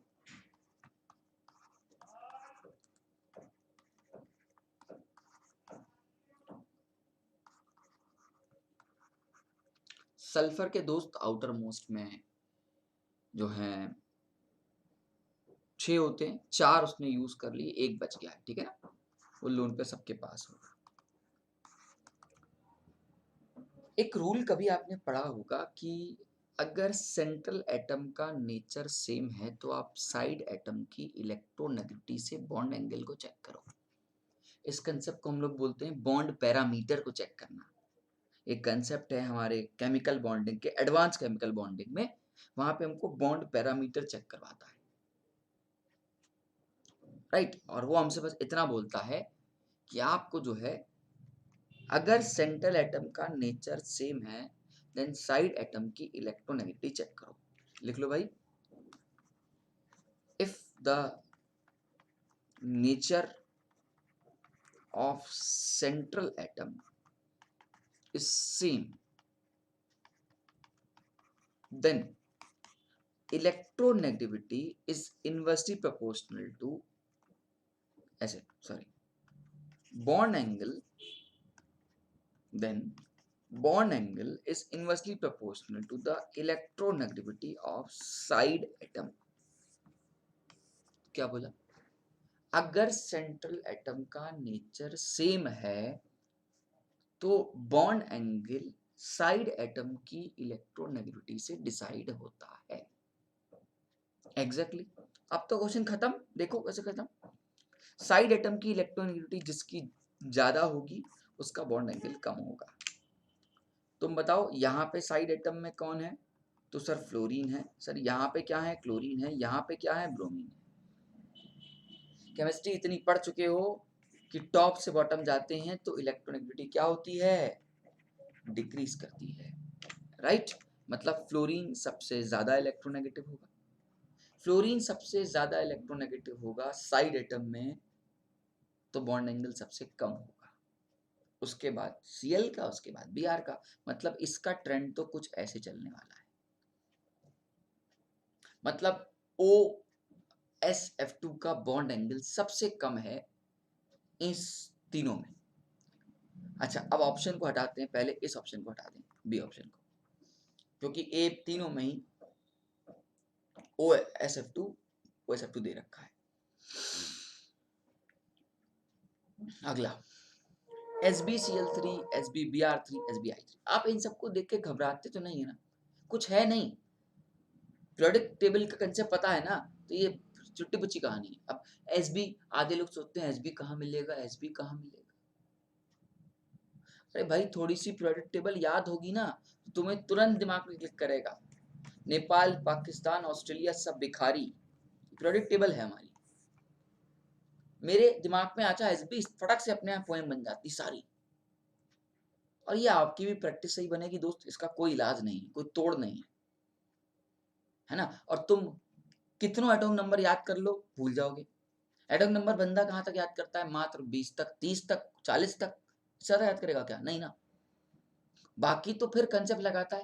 कौन सा concept? Golden rule, magic number, उसको लगाता है 2, 8, 18, 18, 32 वाला, है ना। लेकिन मैं ये सब भी जरूरत नहीं पड़ेगी, क्या करूंगा एटॉमिक नंबर का, मुझे इतना पता चल जाए कौन सी फैमिली से बिलोंग करता है, आउटर मोस्ट में कितने इलेक्ट्रॉन बना है और उसकी कैपेसिटी कितनी है, सारा काम हो जाएगा मेरा उससे। अब देखो एसबी क्या है क्वेश्चन भाई? एसबी, सीएल, बीआर और आई, है ना। SbCl3, SbBr3 एंड SbI3, यही तो है ना तीन, राइट ना। सॉरी गला बैठ गया। नेपाल, पाकिस्तान, ऑस्ट्रेलिया सब भिखारी। आउटर मोस्ट में कितने होंगे इन सबके? बोलो साफ साफ, कितने होंगे आउटर मोस्ट में? 5 होंगे। 5 में से भाई साहब सभी भाई साहब ने कितने यूज कर लिए? 3 यूज कर लिए। कितने बचे? 2 इलेक्ट्रॉन बचे। कितना पेयर बचा? 1 पेयर। पहले बताओ, सबका लगभग लगभग स्ट्रक्चर सेम आएगा। बॉन्ड पेयर आपके सभी के 3, लोन पेयर सभी का 1, 4, लगभग लगभग पिरामिडल का एंगल। अब लगभग लगभग के पीछे क्यों पढ़ा हूं? क्योंकि पिरामिडल का जो एक्चुअल एंगल होता है वो 107.5 का होता है, लेकिन यहाँ पे नहीं होने वाला है ना। लेकिन एक इनडायरेक्टली मुझे पैटर्न तो पता चल गया कि हाँ भाई कुछ इस तरह होगा इसका स्ट्रक्चर, क्योंकि when you solve the structure ना, आपका काम आधा वहीं खत्म हो जाना है। अब देखो कितना खूबसूरती से मैंने स्ट्रक्चर ड्रॉ किया, और अब कुछ नहीं करना, अब मुझे एंगल में कंपेयर करना है। पीछे वाला रूल लगा दूंगा, सेंट्रल एटम का नेचर अगर सेम होगा तो साइड एटम की इलेक्ट्रोनेगेटिविटी देखेंगे। सबसे ज्यादा इलेक्ट्रोनेगेटिव क्लोरीन होता है। इस तीनों की कंपेयर की बात करें तो फिर ब्रोमीन है, फिर आयोडीन है। तो क्लोरीन यहाँ पे सबसे ज्यादा इलेक्ट्रोनेगेटिव है, मतलब बॉन्ड एंगल सबसे कम किसका होगा? इसका होगा। तो इसका ट्रेंड भी क्या हो जाएगा? ये हो जाएगा जो उसका ट्रेंड था। तो भाई साहब ये आया इसका ट्रेंड, राइट। ओके, अब कौन कौन से ऑप्शन काट सकते हो? देखो ऑप्शन सी भी कटा, क्योंकि ऑप्शन सी में SBIC दे रखा है, ठीक है ना, राइट। तो ये वाला काम हो गया, ये काम हो गया। अब ऑप्शन सी की तरफ आते हैं। ये फिर भी थोड़ा अलग है, क्योंकि अलग अलग क्या है इसमें, ग्रुप है। अब यहाँ पे नेपाल, पाकिस्तान, ऑस्ट्रेलिया सब भिखारी। अब यहाँ पे सेंट्रल एटम वेरिएबल हो रहे हैं, PI3, ASI3, SBI3, PI3, ASI3 और SBI3, नेपाल, पाकिस्तान, ऑस्ट्रेलिया, है ना। अब आपके दिमाग में आ गया होगा कि भैया ये बात तो फैक्ट है सर, एकदम सही सोच रहे हैं कि आउटर मोस्ट में इन सभी के 5 होते हैं, 5 में से सभी भाई साहब ने 3 बॉन्ड बना रखे हैं, और लोन पेयर का फर्क पड़ रहा है। सेंट्रल एटम की साइज से एंगल डिसाइड होगा। अब देखो इसकी खासियत ये है कि पीछे के जो 2 ऑप्शन थे, मतलब A और B स्टेटमेंट थी, उनमें अपन लोग ने साइड एटम को देखा था, और साइड एटम को तब देखा था जब सेंट्रल एटम सेम थे। यहाँ पे उल्टा है, यहाँ पे देखो साइड एटम सेम है। अब क्या करोगे? अब सेंट्रल एटम को देखो। इसके मेरे पास बहुत तरह से एक्सप्लेनेशन दे सकता हूँ, बहुत तरह से एक्सप्लेन दे सकता हूँ। पहला एक्सप्लेनेशन दूंगा कि भाई अगर तुम इसकी ओवरलैपिंग की बात करोगे यहाँ पे, तो ये स्ट्रॉन्ग ओवरलैपिंग होती जाएगी यहाँ से यहाँ तक। पूछो क्यों? क्योंकि ऑर्बिटल गैप घटता जाएगा। भाई आयोडीन है 5p का, ठीक है। फॉस्फोरस की बात करें तो वो 3p का है, नेपाल, पाकिस्तान। इसकी बात करें तो ये 4p का है, इसकी बात करें तो 5p का है। तो ज्यादा ओवरलैपिंग किसमें है दोस्त? 5p वाले में। स्ट्रॉन्ग ओवरलैपिंग होगी तो बॉन्ड बनाने की टेंडेंसी अच्छी होगी, है ना। तो मॉलिक्यूल पास पास होंगे, इनडायरेक्टली रिपल्जन घट जाएगा। या यूं कहूं, आप सीधे देखो, जब आप टॉप से बॉटम जाते हो ना, तो एस कैरेक्टर की टेंडेंसी घटती लगती है। क्या बोला मैंने? एक स्टेटमेंट लिखो, जब आप टॉप से बॉटम को जाते हो तो एस कैरेक्टर की टेंडेंसी डिक्रीज करती है। किसकी भैया? एस कैरेक्टर की टेंडेंसी जो है वो टॉप से बॉटम जाते टाइम डिक्रीज करती है। कहने का एक सिंपल सा तात्पर्य है कि अगर एस कैरेक्टर घटता है तो थीटा डिक्रीज करता है। याद रखना, एस कैरेक्टर और थीटा का डायरेक्टली रिलेशन होता है। जिसका एस कैरेक्टर ज्यादा उसका थीटा ज्यादा, और जिसका एस कैरेक्टर कम उसका थीटा कम। आ गया? तो टॉप से बॉटम जा रहे हैं, एस कैरेक्टर डिक्रीज करेगा, पी कैरेक्टर ज्यादा डेवलपमेंट आने लगेंगे, तो थीटा डिक्रीज करेगा। तो सबसे अच्छा थीटा किसका हुआ? इसका, फिर इसका। सबसे बकवास थीटा किसका हुआ?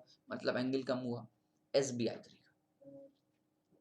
SBI3 का इन सब में से सबसे कम थीटा होगा, तो इसका मतलब भाई साहब कुछ इसका ट्रेंड कुछ ऐसे। इसमें इसको पिक करना है, इसमें इसको पिक करना है और इसमें इसको पिक करना है। कौन से ऑप्शन में है? ए ऑप्शन में तो नहीं है भाई, बी उसी पहले काट दिया था, आ गया आंसर डी ऑप्शन। था ना बहुत उम्दा क्वेश्चन, बहुत ही प्यारा क्वेश्चन था। हाँ, अभी आपको लग रहा होगा कि सर टाइम ले रहे हैं एक्सप्लेन करने में। दोस्त एक बार ना आप एक्सप्लेनेशन सीख जाओ, तरीका सोचने का तरीका सीख जाओ, तो आप क्वेश्चन खींच जाओगे। ठीक है, ओके। आप यहाँ से भी कर सकते थे जो मैंने पहले बोला, एसबीएसपी का साइज ऑलमोस्ट सेम होगी, स्ट्रॉन्ग ओवरलैपिंग होगी, स्ट्रॉन्ग ओवरलैपिंग वजह से एक तरफ से एंगल घटेगा और दूसरी तरफ से एंगल क्या हो जाएगा, बढ़ेगा, है ना। वो तो शायद पता ही होगी आपको बात। एस करेक्टर एक तरफ से घटता है, दूसरी तरफ से करेक्टर बढ़ता है। थीटा भी यही है, एक तरफ से घटेगा तो एक तरफ से बढ़ेगा। अरे तो बड़ा वैसे नहीं यार, एक 180 की लाइन है, जितना इस तरफ बेंड करते जाओगे उस तरफ बढ़ता जाएगा। बेसिक सी बात है यार, है ना। चलिए अगेन, बहुत ध्यान से क्वेश्चन को करिएगा। क्वेश्चन बहुत ही अच्छा है, बहुत ही उम्दा क्वेश्चन है। मैं जितने क्वेश्चन लाया हूं ना, सारे एक से एक क्लासिक क्वेश्चन है, और आप बिलीव नहीं करोगे एक वीडियो में तो नहीं होने वाला ये, है ना। करीबन करीबन 30 क्वेश्चन है मेरे पास, अभी हम 8वें नंबर क्वेश्चन पे हैं। तो एक वीडियो में नहीं बनाऊंगा इसको, धीरे धीरे आपको 2 वीडियो में 3 वीडियो में फिनिश करूंगा, ठीक है। चलो, हमसे बोल रहा है which of the following statement is false. False पे ध्यान देनी है, ठीक है, ट्रू पे ध्यान नहीं देना है, फॉल्स पे ध्यान देना है। हाँ, दे रखा है SbF4 minus and SF4 are isostructural. Isostructural की डेफिनेशन क्या होती है? कभी सुना आइसोस्ट्रक्चरल? जिसके अंदर number of bond pair and number of lone pair दो स्ट्रक्चर में same. Number of bond pair और नंबर ऑफ लोन पेयर अगर उन स्ट्रक्चर में सेम है तो वो स्टेटमेंट क्या हो जाएगी, मतलब वो क्या हो जाएगा, आइसोस्ट्रक्चरल हो जाएगा। ठीक है, तो आपको इसके ओवरऑल में आपको क्या देखना है, आपको नंबर ऑफ बॉन्ड पेयर और नंबर ऑफ लोन पेयर देखने, ठीक है ना भैया, कि कितने इसके बॉन्ड पेयर बन रहे हैं और कितने इसके लोन पेयर बन रहे हैं। तो आओ शुरू हो जाते हैं भाई। SbF4 और माइनस और SF4 माइनस, फटाफट। SF4 माइनस, बॉन्ड पेयर 4, ठीक है। लोन पेयर, सल्फर के आउटर मोस्ट में 6 होते हैं, 6 में से उसने 4 फ्लोरीन को यूज करने में लगा दिए, बचे 2 इलेक्ट्रॉन मतलब एक पेयर, तो इसका तो सम आया 5 का। अब आ जाओ SbF4 माइनस पे। SbF4 माइनस है ना, एक बार चेक कर लें। हाँ एग्जैक्टली, कौन सी फैमिली का है? थोड़ा सा वीडियो पॉज करके सोचो किस फैमिली का है। अभी पढ़ाया था क्या, नेपाल पाकिस्तान ऑस्ट्रेलिया सब भिखारी, पढ़ाया था क्या?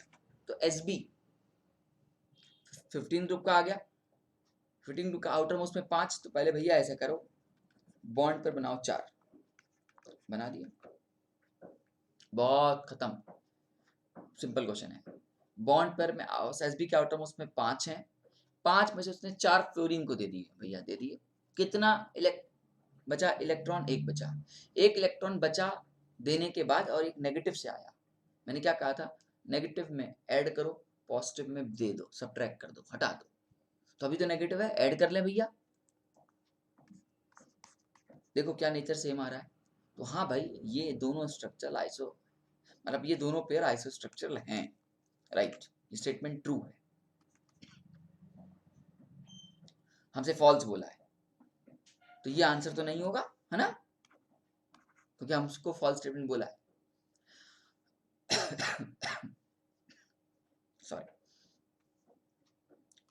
IOF5 की जो हाइब्रिडाइजेशन है वो sp3d2 है, चेक कर लेते हैं IOF5 की। आओ भाई, IOF5 क्वेश्चन को 2 तरीके से सॉल्व करा सकता हूं। उठाऊंगा बॉन्ड पर निकालूंगा, एक आयोडीन, एक ऑक्सीजन, 5 फ्लोरीन, 5 6 एक 7, 7 माइनस 1 6, बॉन्ड पेयर 6 बनने वाले हैं। अब देखो तुरंत लोन पर कैसे निकालूंगा बिना कुछ किए। आयोडीन के आउटर मोस्ट में 7 होते हैं, मान लोगे 5 फ्लोरीन ले गया, ठीक है, बचे 2 इलेक्ट्रॉन, 2 इलेक्ट्रॉन ऑक्सीजन खा गया, 7 के 7 यूज हो गए। फिर से आयोडीन के आउटर मोस्ट में 7 होते हैं, 5 मैंने फ्लोरीन को दे दिया, जाओ ले जाओ, बचे 2 इलेक्ट्रॉन, 2 ऑक्सीजन को दे दिया, ऑक्सीजन डबल बॉन्ड चाहिए ना यार, तो ये आया खटक से 0, ठीक है। तो ये आप स्ट्रक्चर ड्रॉ कर ले जाओ, बस यही तो करना है।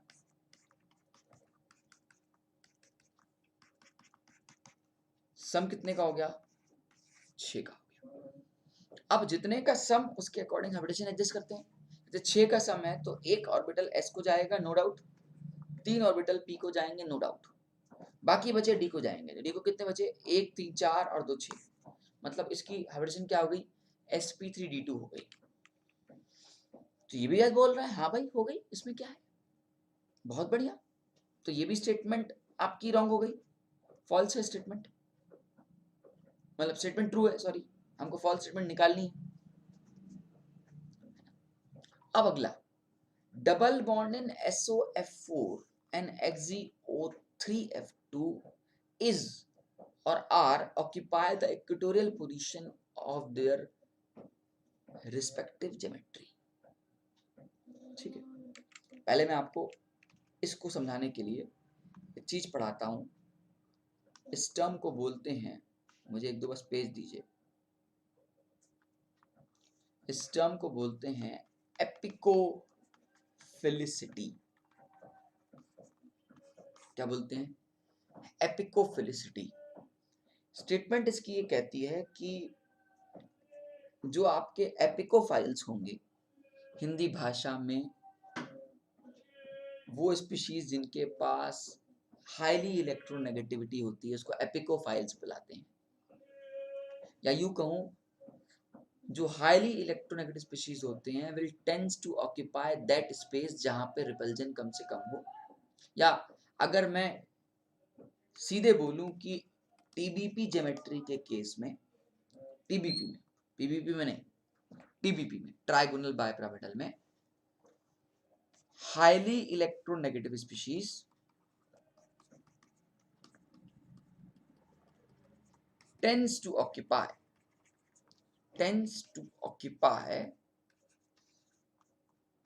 the axial sides,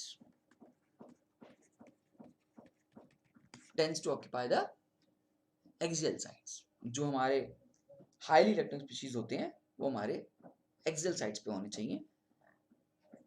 इस टर्म को बोलते हैं एपिकोफिलिसिटी। एक एग्जांपल देते हैं, जैसे किसी ने मुझसे कहा कि यार PCl4F का स्ट्रक्चर ड्रॉ करो। स्ट्रक्चर ड्रॉ करने को तो दुनिया कर देती है, उसमें क्या है, लेकिन जो सही स्ट्रक्चर है वो ये है कि fluorine must be over here, बाकी आप कहीं पे भी क्लोरीन लगाते हो लगाओ। अगर आपने गलती से भी ये गलती कर दी ना कि आपने फ्लोरीन को इक्वेटोरियल पे लगा दिया, तो आपका क्वेश्चन खत्म हो जाएगा। अब तुम छोटे बच्चे नहीं हो कि सिर्फ तुम वैलेंसी पूरी कर रहे हो, तुम रिपल्जन का भी ख्याल रख रहे हो, तुम हर चीज का ख्याल रख रहे हो। इसी को एपिकोफिलिसिटी बुलाते हैं कि highly electronegative species tends to occupy the position where S character is less, या fluorine like species tends to occupy the position that is axial position in the given TBP structure। ठीक है, थोड़ा सा बाउंस नहीं करना चाहिए। अब हमारे सामने क्वेश्चन में है SOF4 और XeO3F2 are occupy equatorial position of their respective double bond। ठीक है भाई, मतलब जो डबल बॉन्ड है वो कहाँ जाना चाहिए, इक्वेटोरियल पे, और जो सिंगल बॉन्ड है वो कहाँ जाना चाहिए, एक्सियल पे। एपिकोसिलिफिटी का एक काम और भी है, वो हमको ये भी बताता है कि जो स्पीशीज के अंदर S कैरेक्टर ज्यादा होता है, ठीक है, वो हमेशा इक्वेटोरियल पोजीशन को ऑक्यूपाई करती है, और S कैरेक्टर हमेशा या तो डबल बॉन्ड में ज्यादा मिलेगा या तो आपको ट्रिपल बॉन्ड में ज्यादा मिलेगा। क्यों ऐसा बोल रहा हूँ? फ्लोरीन लाइक स्पीशीज, जैसे एस कैरेक्टर सबसे कम कहाँ होगा? वो होंगे आपके fluorine like species, fluorine like species. Like बोले तो फ्लोरीन की तरह हाईली इलेक्ट्रोनेगेटिव होने वाले, फ्लोरीन हो गया, क्लोरीन हो गया, ये वहां जाना चाहेंगे जहां पे एस कैरेक्टर कम होगा, या यूं कहूं कि ये हमेशा एक्सियल पोजीशन को ऑक्यूपाई करेंगे। जैसे अभी मैंने आपसे कहा ना पीछे कि फ्लोरीन हमारा एक्सियल पोजीशन ऑक्यूपाई करेगा, तो इनडायरेक्टली मैं बोलना ये चाह रहा हूँ कि फ्लोरीन या फ्लोरीन लाइक स्पीशीज जिनके पास एस कैरेक्टर की कमी होती है, एस परसेंटेज की कमी होती है, वो हमेशा उस जगह को ऑक्यूपाई करते हैं जहां पे एस कैरेक्टर कम होता है, या यूं कहूं एक्सियल साइड पे ऑक्यूपाई करते हैं। ठीक है, इस टर्म को, इस डायग्राम को, स्ट्रक्चर को, इस फिनोमेना को अपन लोग एपिकोफिलिसिटी पढ़ाते हैं। देखो, एक क्वेश्चन से ना जाने कितने कंसेप्ट जुड़े हुए हैं भाई, और आपको सारे के सारे कंसेप्ट उस पॉइंट पे आने चाहिए, तभी आपका जाके वो क्वेश्चन सॉल्व होगा, नहीं तो आप क्वेश्चन हिला भी नहीं पाओगे केमिकल बॉन्डिंग के। केमिकल बॉन्डिंग इज लाइक कि यार बहुत उम्दा चीज है, मैं आपको बहुत साफ बताऊं, ये बहुत उम्दा चीज है, इसमें सारा इमेजिनेशन खा जाएगा, सारी आपकी नॉलेज ले लेगा ये। ठीक है,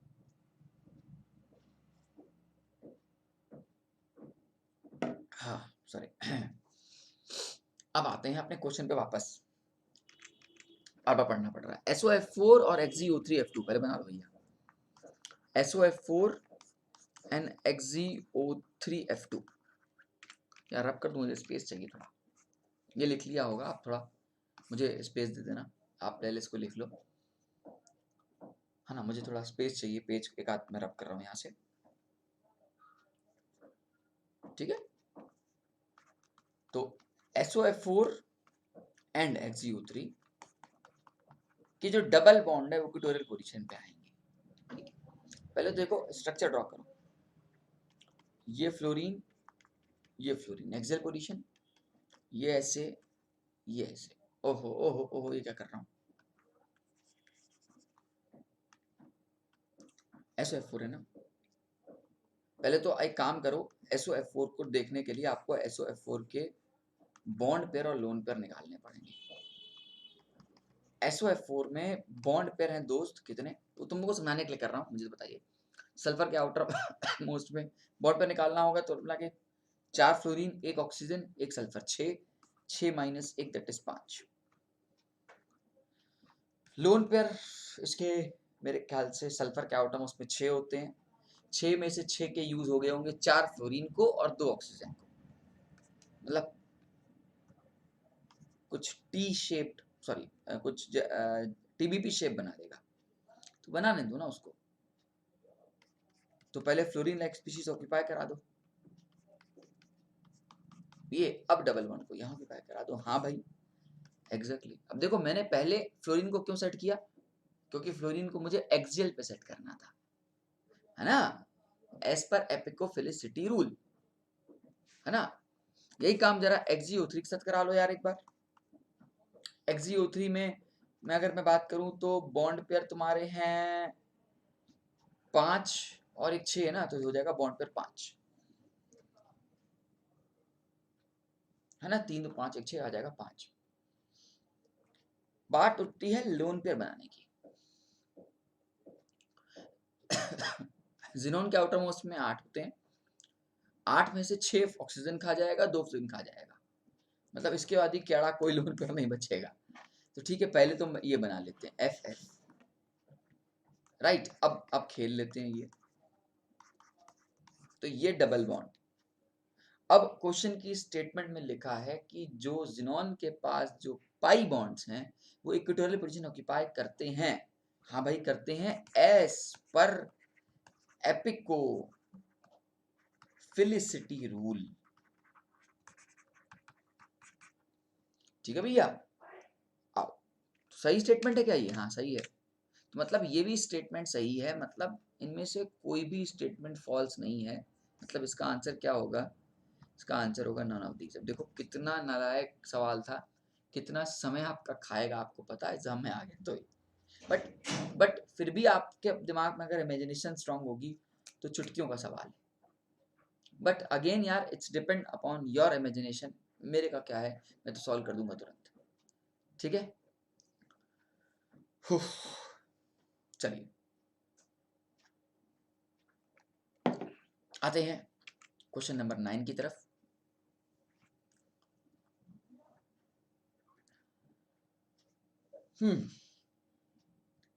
हमसे बोल रहा है कि यार which of the following set of the orbital does not produce the nodal plane in the xy plane। तुम बिलीव नहीं करोगे, आधों के तो ये क्वेश्चन ही बाउंस कर जाएगा, गारंटी है, गारंटी है आधों का क्वेश्चन बाउंस कर जाएगा। क्वेश्चन बोल रहा है कि इनमें से कौन से सेट में ऑर्बिटल में नोडल प्लेन में xy प्लेन में नोडल प्लेन नहीं होना चाहिए।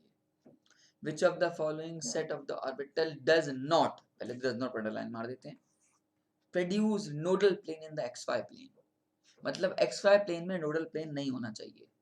नोडल प्लेन वो जगह जहां पे इलेक्ट्रॉन के मिलने की प्रोबेबिलिटी एंड पॉसिबिलिटी जीरो हुआ करती थी।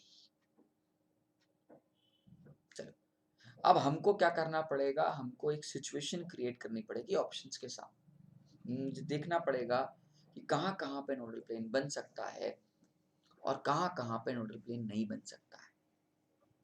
और मैं इतना मान के चलूंगा कि आपको आईएनए का कंसेप्ट पता होगा और आपको पता होगा कि जिस आईएनए से हम पास करते हैं वो तो प्लेन नोडल प्लेन माना जाता है वो एक्सिस से।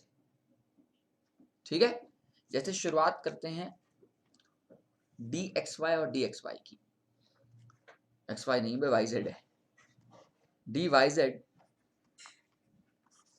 और डी वाई जेड की शुरुआत करते हैं।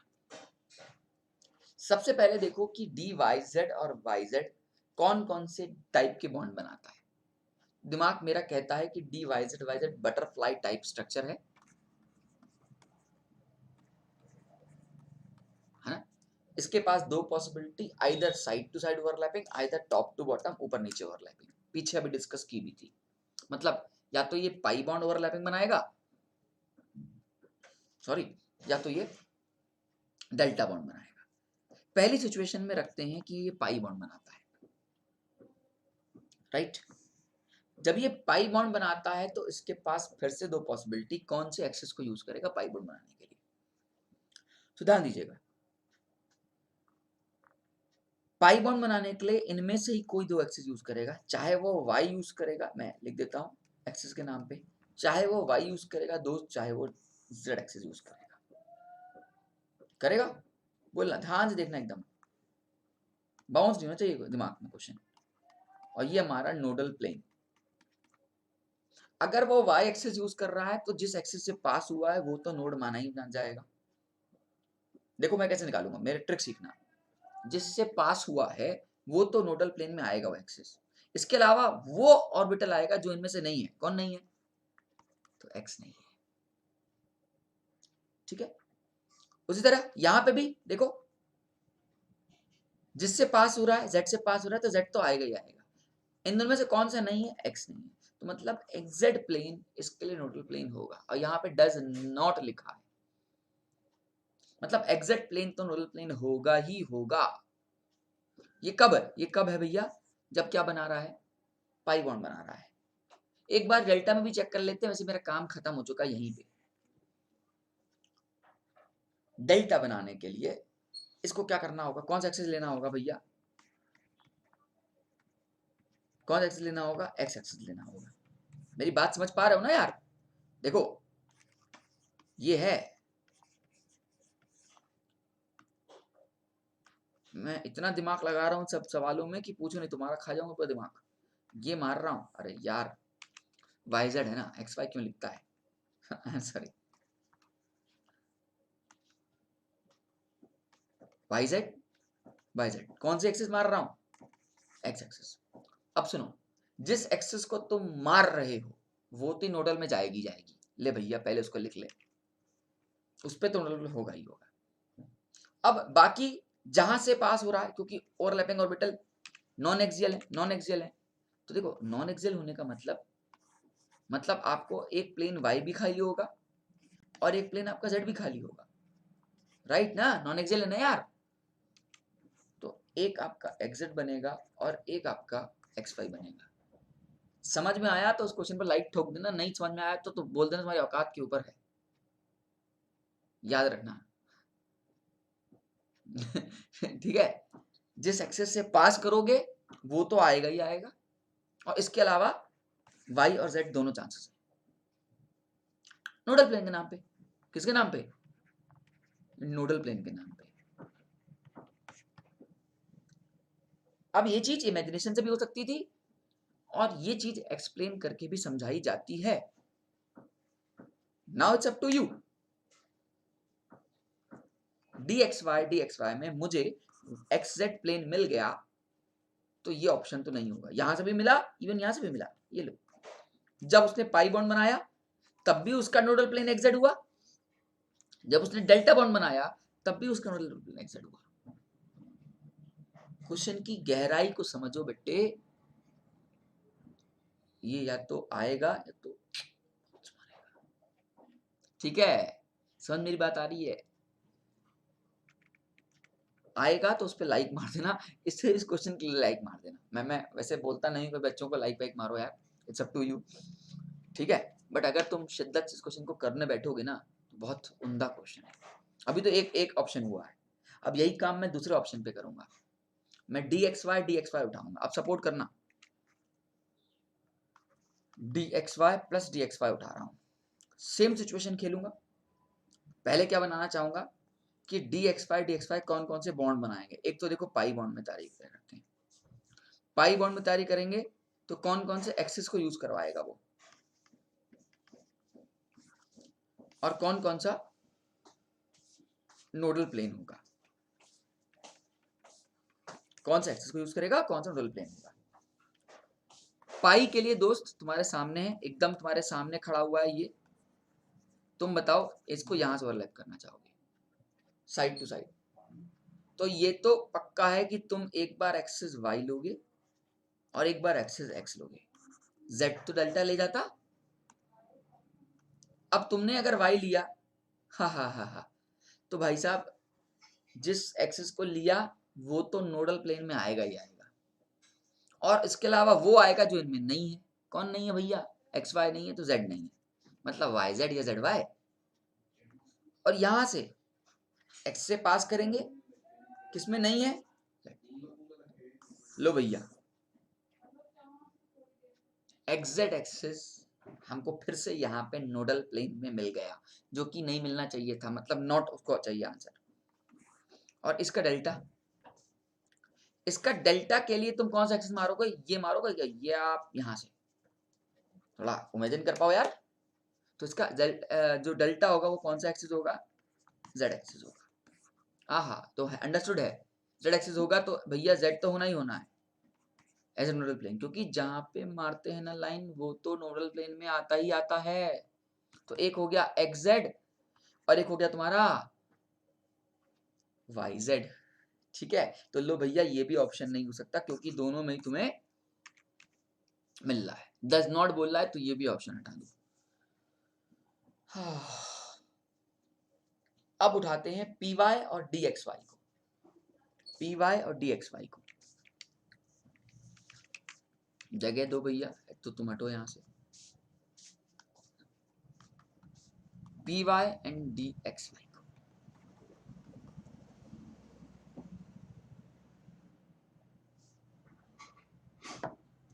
आओ देखो, हमें उठाना है कौन सा ऐसा एक्सिस उठाएं जहां से नोडल प्लेन ना पैदा हो। तो पहले देखो, ये पी वाई है, इसमें तो एक ही टाइप की बॉन्डिंग होगी, इसका नाम क्या होगा भैया? Pi bond.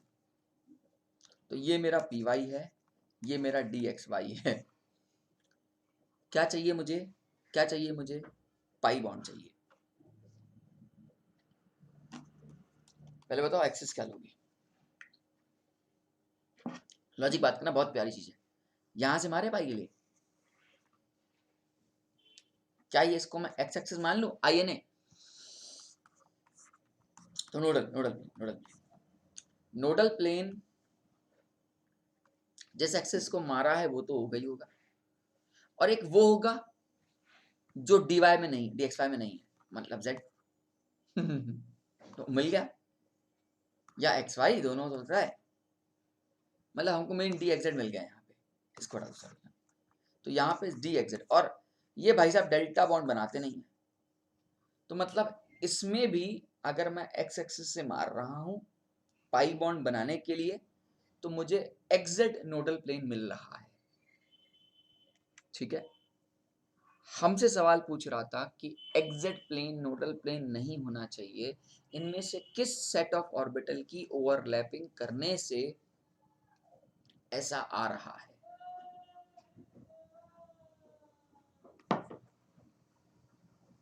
उसी से नहीं आ रहा है, ना इससे ना इससे, मतलब तीनों में X Y plane X Z plane हमारा नोडल प्लेन हो रहा है।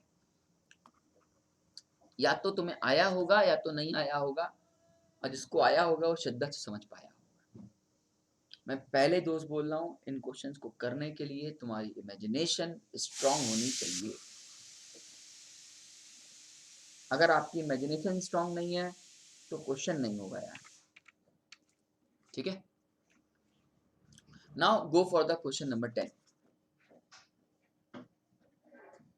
इस क्वेश्चन में सब्जेक्टिव क्वेश्चन है यार, इसमें ऑप्शंस नहीं दे रखे हैं। ठीक है, क्योंकि कैलकुलेट द वैल्यू पूछ रहा है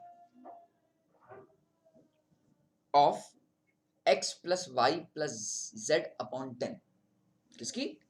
x plus Y plus Z upon 10 की मुझे वैल्यू बतानी है, जहां पे x is the NON bond angle in NO3 minus and ONO bond angle in NO2 plus and XeF2 adjacent, इसको पढ़ना जरूरी है भैया, in XeF4। तो आओ पहले चेक कर लेते हैं यार।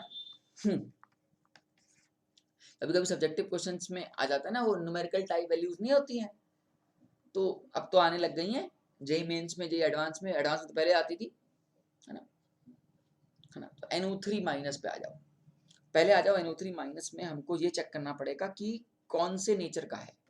तो भैया बॉन्ड पेयर कितने होंगे? 3। ठीक है ना, 4 मेंबर थे, घटा दिया, अपना बॉन्ड पेयर आ गया। अब हम बात करते हैं लोन पेयर की। नाइट्रोजन के आउटर मोस्ट में दोस्त मेरे ख्याल से 5 होंगे, अंडरस्टूड है। 5 के 5 उसने यूज कर लिए होंगे ऑक्सीजन के साथ। मैं अगर स्ट्रक्चर ड्रॉ करूं तो समथिंग लाइक कुछ ऐसा।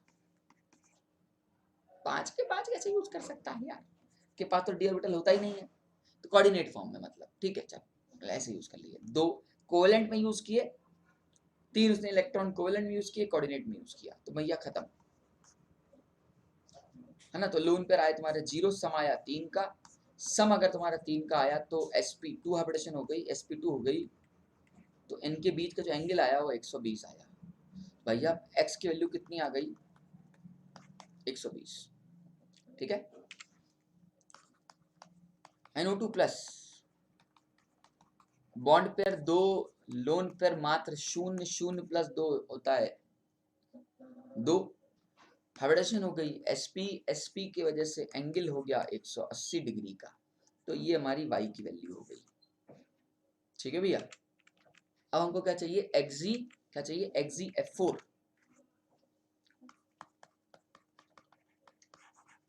XeF4, तो ये लिया जिनॉन 4 फ्लोरीन। देखो कैसे खटाखट निकाला, पता है?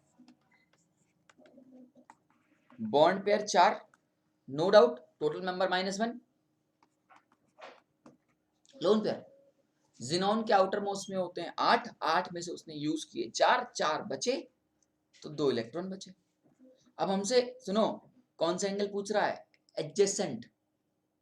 एडजेसेंट की हिंदी क्या होती है? एक छोड़ के, एक छोड़ के, एक छोड़ के। यहाँ एंगल आया 90, फिर एक छोड़ा, यहाँ आया 90, तो याद रखना ये हो गया तुम्हारा z की वैल्यू कितना? 90, है ना भैया। x की वैल्यू तुम्हारी कितनी आई? 120, y की वैल्यू आई 180 और z की वैल्यू आई 90।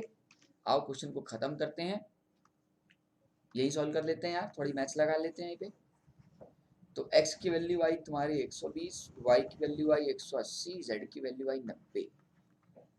शून्य शून्य शून्य 9 2 11 39 0 बाय बटे कितना चाहिए 10, तो इसका आंसर आ गया न्यूमेरिक वैल्यू में 39।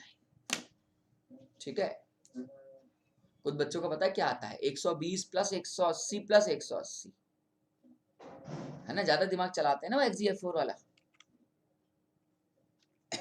ठीक है, ठीक है, ओके, वो 180 वाला एंगल चलाते हैं, XGF के बीच में देखते हैं, क्योंकि वहां लिखा ही है XGF और F के बीच में एंगल। अरे एडजेसेंट एंगल बोला है, ना कि 180 लगा दो। अरे बहुत बच्चे गलती करते हैं यार, डोंट वरी, वो ऐसे लिखते हैं 120 प्लस 180 प्लस 180, ऐसे ऐसे, मैंने बहुतों को देखा है। ठीक है, ओके, 480 मतलब सीधे सीधे 48 लिखते हैं। तो थोड़ा सा दिमाग लगाओगे इस क्वेश्चन में। चल ना, नेक्स्ट इज क्वेश्चन नंबर 11। ठीक है, सिंपल क्वेश्चन है, अच्छा क्वेश्चन है, आप इसको टैकल कर सकते हो उस क्वेश्चन को।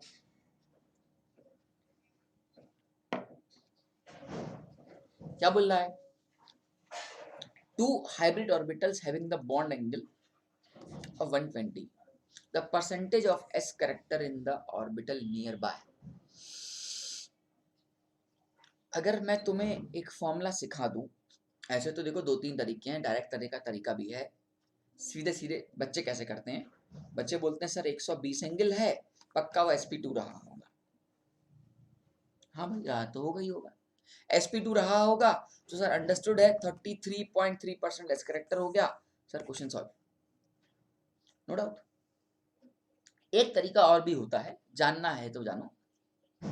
एक फॉर्मूला होता है cos theta is equal to -1/i और s character is equal to 1/1 plus i। ठीक है, ओके, और p करेक्टर निकालना हो तो i/1 प्लस i। अभी हमको क्या पूछा है, s करेक्टर के बारे में पूछा है, s करेक्टर के बारे में उसने बात की है। सॉरी, आई एम सॉरी, मैं इसको ऐसे भी कर सकता था, सीधे cos 120 की वैल्यू रखता, इससे -1/i करके, यहाँ दिख नहीं रहा होगा, सॉरी सॉरी, नहीं दिख रहा होगा, नहीं दिख रहा होगा, यहाँ cos 120 की वैल्यू रखा होगा -1/i, यहाँ से तुमने i की वैल्यू निकाली, i is equal to -1/cos 120, इसको सॉल्व कर दिया, है ना, तो ये आ गई i की वैल्यू तुम्हारी 2,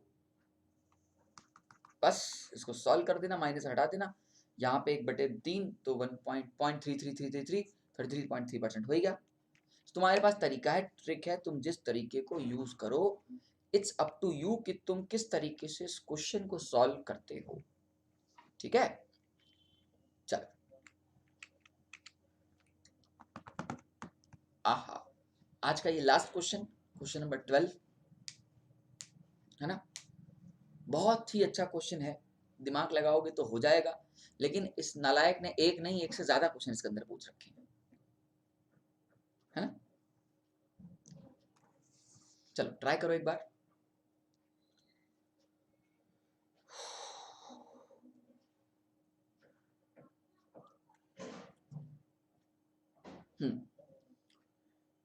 वीडियो को पॉज करके ट्राई कर लिया होगा, उम्मीद करते हैं। ठीक है, दे रहा है इन ए न्यूट्रल मॉलिक्यूल, कोई न्यूट्रल मॉलिक्यूल है, आयनिक नहीं है, ठीक है भाई, XeON1F2 central atom has no lone pair, मतलब जिनॉन के आउटर मोस्ट में 8 है और 8 के 8 यूज हो गए।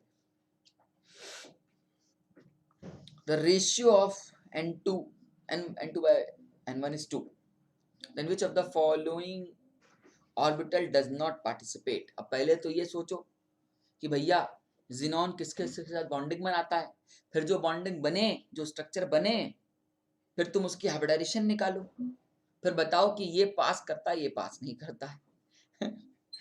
है ना, यही तो करना बचा रह गया हमारे लिए। आओ इधर देखो, पहले तो देखो, तुम्हें पता है जिनॉन ना नखरेला होता है, नखरेला मतलब भैया सबसे तो बॉन्डिंग नहीं करेगा, वैसे इनर्ट है, लेकिन भाई साहब फ्लोरीन की अदाएं बहुत बुरी हैं, तुम जानते हो। फ्लोरीन जो है पीरियोडिक टेबल की सबसे हाईली इलेक्ट्रोनेगेटिव स्पीशीज है, तो वो तो उसके हलक से भी इलेक्ट्रॉन निकाल ले, तुम जानते हो। तो जिनॉन को मजबूरी अपने सर झुकाने पड़ते हैं फ्लोरीन के सामने कि भैया आजा मेरे इलेक्ट्रॉन ले ले। और कभी कभी फ्लोरीन खुद तो आती है, साथ साथ ऑक्सीजन को भी लाती है मजे चखाने के लिए, है ना। जब खुद भी आती है ऑक्सीजन को भी लाती है, तो देखो यहाँ साफ दिख रहा है कि ऑक्सीजन फ्लोरीन से बॉन्ड बन रहा है। अब टेंडेंसी है कि एक बार अगर मैं ऐसे ले लूँ कोई ऐसी सिचुएशन जिसमें फ्लोरीन और ऑक्सीजन दोनों यूज हो रहे हो और लोन पेयर ना बच रहा हो, अगर थोड़ी देर के लिए मैं XeO2F4 यूज करूं, क्योंकि मुझे इसका रेशियो 2 भी चाहिए, मुझे इनका रेशियो 2 भी चाहिए।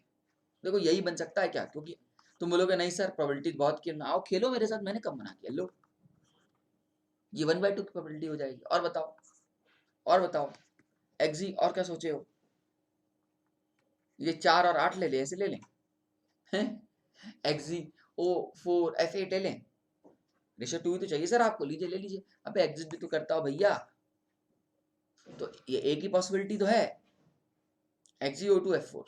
तुम्हें कोई और पॉसिबिलिटी लगे तो कमेंट बॉक्स में रिप्लाई मारना, I am ready for this. तो मेरे हिसाब से XeO2F4 स्ट्रक्चर होगा, जो कि इसमें जिनॉन में 8 के 8 बॉन्ड बना लेगा। ये कुछ ऐसे 4 फ्लोरीन हमारे बच्चे कुछ ऐसे 8 के 8 यूज हो गए, लोन पेयर भी कुछ नहीं बचा, और रेशियो भी 4/2 का 2 का आ गया। अब आई आगे की कहानी को सॉल्व करने वाली बात। जिनॉन है, हाइब्रिडाइजेशन निकालते हैं, फिर हमको चेक करना है, अगली कहानी है then which of the following orbital does not participate in the bonding. तो ठीक है, तो हाइब्रिडाइजेशन निकाल लो ना। तो भैया ऐसा है कि 1 2 3 4 5 6 सिग्मा बॉन्ड है और 2 पाई बॉन्ड है।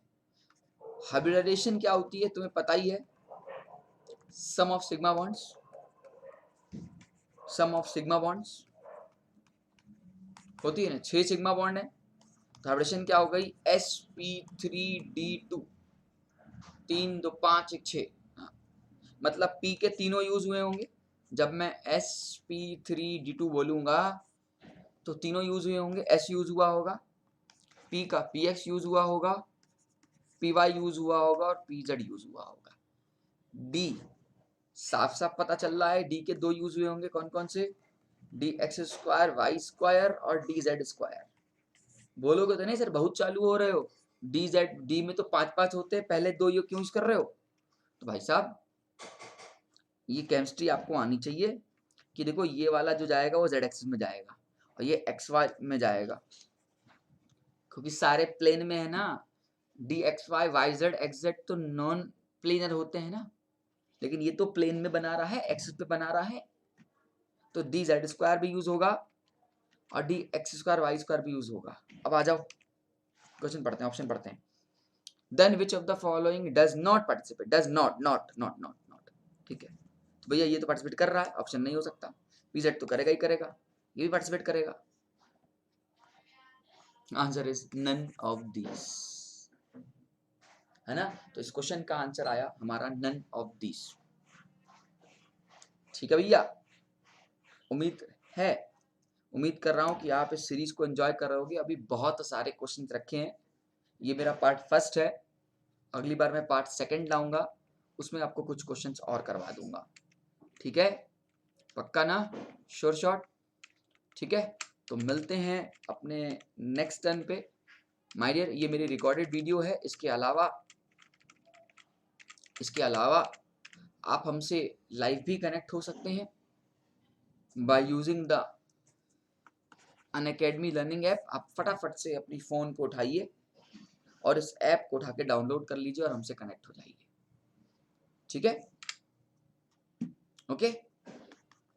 क्या क्या बेनिफिट्स हैं दोस्त हमसे कनेक्ट होने के, तो बेनिफिट के नाम पे तो बहुत बहुत सारे बेनिफिट हैं। देखो एक तो पहला बेनिफिट है कि भैया डेली लाइव क्लासेस, अभी जो तुम देख रहे हो, क्या देख रहे हो, रिकॉर्डेड देख रहे हो। लाइव का जो मजा होगा वो रिकॉर्डेड का नहीं होता है, इसमें कोई दोहराए नहीं है। ठीक है, आप जब लाइव लाइव पे होते हो तो आप वहां पे कोई भी आपके डाउट वाउट सॉल्व पूछने हो तो आप पूछ सकते हो, आपके मन में जो भी डाउट्स हो।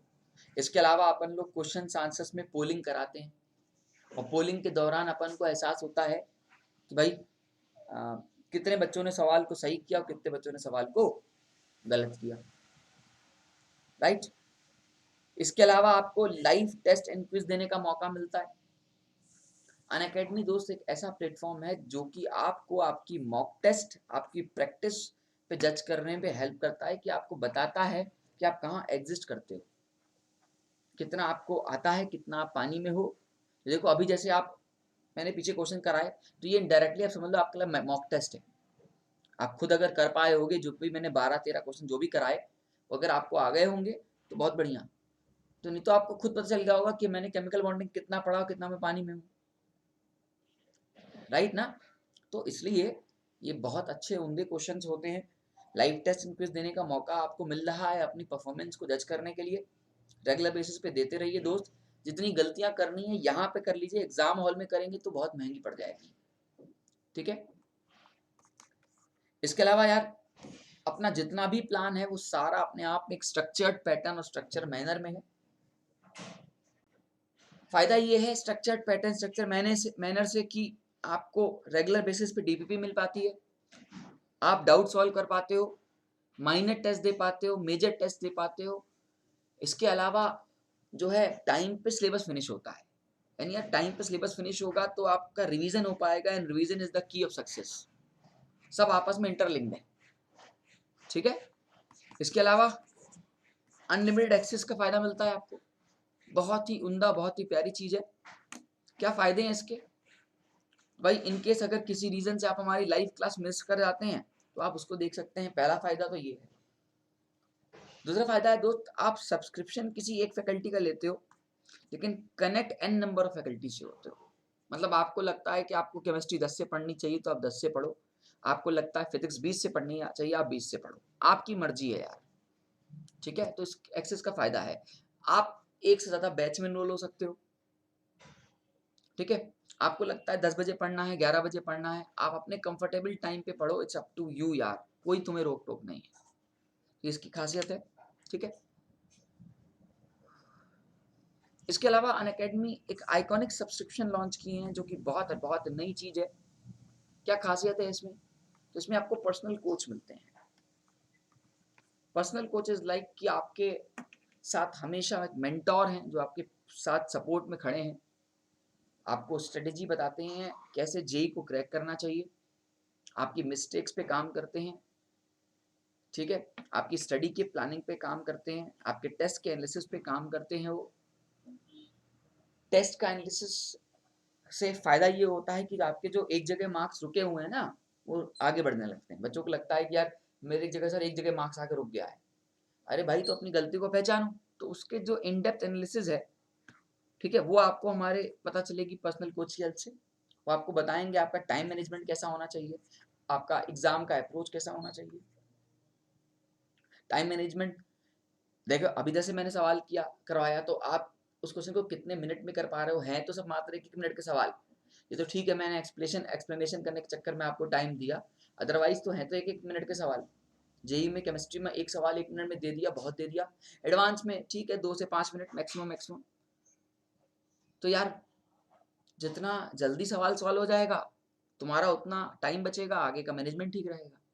एग्जाम का अप्रोच बहुत अच्छा होना चाहिए कि यार कौन से क्वेश्चन को सेलेक्ट करना है, किसको पहले सेलेक्ट करना है, किसको बाद में सेलेक्ट करना है, ये सारी चीजें आपको टेस्ट के एनालिसिस से मिलती है।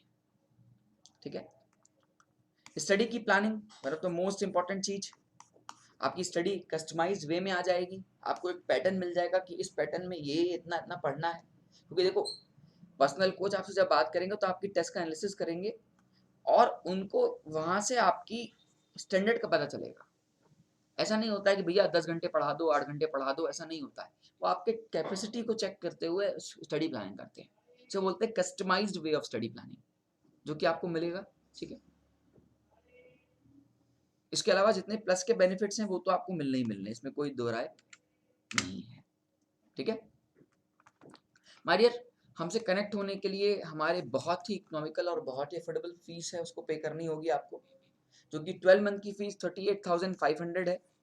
And after the discount of 10% using my code Dhiren DHIREN, आपको डिस्काउंट मिलेगा and you will get the amount of 34,650। That is आपको जो पे करना होगा वो कितना है 34,650। आप चाहें तो इस अमाउंट को नो कॉस्ट EMI पे भी पे कर सकते हैं। ठीक है, इसके अलावा अगर आप क्लास 11th में हैं तो आपको 24 मंथ का प्लान लेना चाहिए जो कि 56,000 का है। And after the 10% discount using my code Dhiren DHIREN, आपको डिस्काउंट मिल जाएगा and the amount will be 50,400। 50,400 को आप नो कॉस्ट EMI पे भी पे कर सकते हो। और आप अगर मैं EMI की बात ही कर रहा हूँ तो जो EMI बैठती है वो मात्र और मात्र 2100 रुपये बैठती है पर मंथ की। तो 2100 में आपके सामने कितने सब्जेक्ट हैं दोस्त, 3 सब्जेक्ट हैं, तो मात्र और मात्र 700 रुपये पर सब्जेक्ट पे बैठ रही है, जो कि कुछ भी नहीं है। आपकी गली कूचे की कोचिंग इससे महंगी होगी, है ना। इसके अलावा अगर आप हमारा आइकॉनिक सब्सक्रिप्शन लेना चाहते हैं जो कि 12 मंथ का 56,000 है, after the discount of 10% will be 50,000 and for the 24 month plan it will be 86,000, after the 10% discount it will be 77,400। ठीक है माय डियर, मैं रोज आपसे वैसे तो लाइव भी मिलता हूँ रात के 9 बजे, आप मुझसे कनेक्ट हो सकते हैं लाइव रात के 9 बजे। ठीक है, अनअकैडमी में ऐप डाउनलोड करके। ठीक है, मैंने बहुत अच्छी अच्छी सीरीज चला रखी है। मैंने एक बूम बूम सीरीज चला रखी है। मैंने रैपिड फायर चला रखा है सीरीज के नाम पे। मैं टॉपिक वाइज सीरीज चलाता हूँ, मैं PYQ सीरीज चलाता हूँ। बहुत सारी सीरीज हैं यार, आप आओ और एंजॉय करो सारी सीरीज को। ठीक है, thank you very much my dear, thank you very much. बाकी बचे कुछ क्वेश्चंस हम लोग नेक्स्ट सीरीज में करेंगे। ठीक है, thank you very much. Video अच्छा लगे हो तो लाइक मार देना, चैनल को सब्सक्राइब करना मत भूलना, और वहाँ पे नोटिफिकेशन घंटा होगा टंग से दबा दियो। ठीक है, और use my code Dhiren, that is DHIREN, इसी से आपको 10% डिस्काउंट मिलेगा, ये आपको हेल्प करेगा। ठीक है, thank you very much my dear, stay connect, मिलते हैं फिर नेक्स्ट वीडियो में।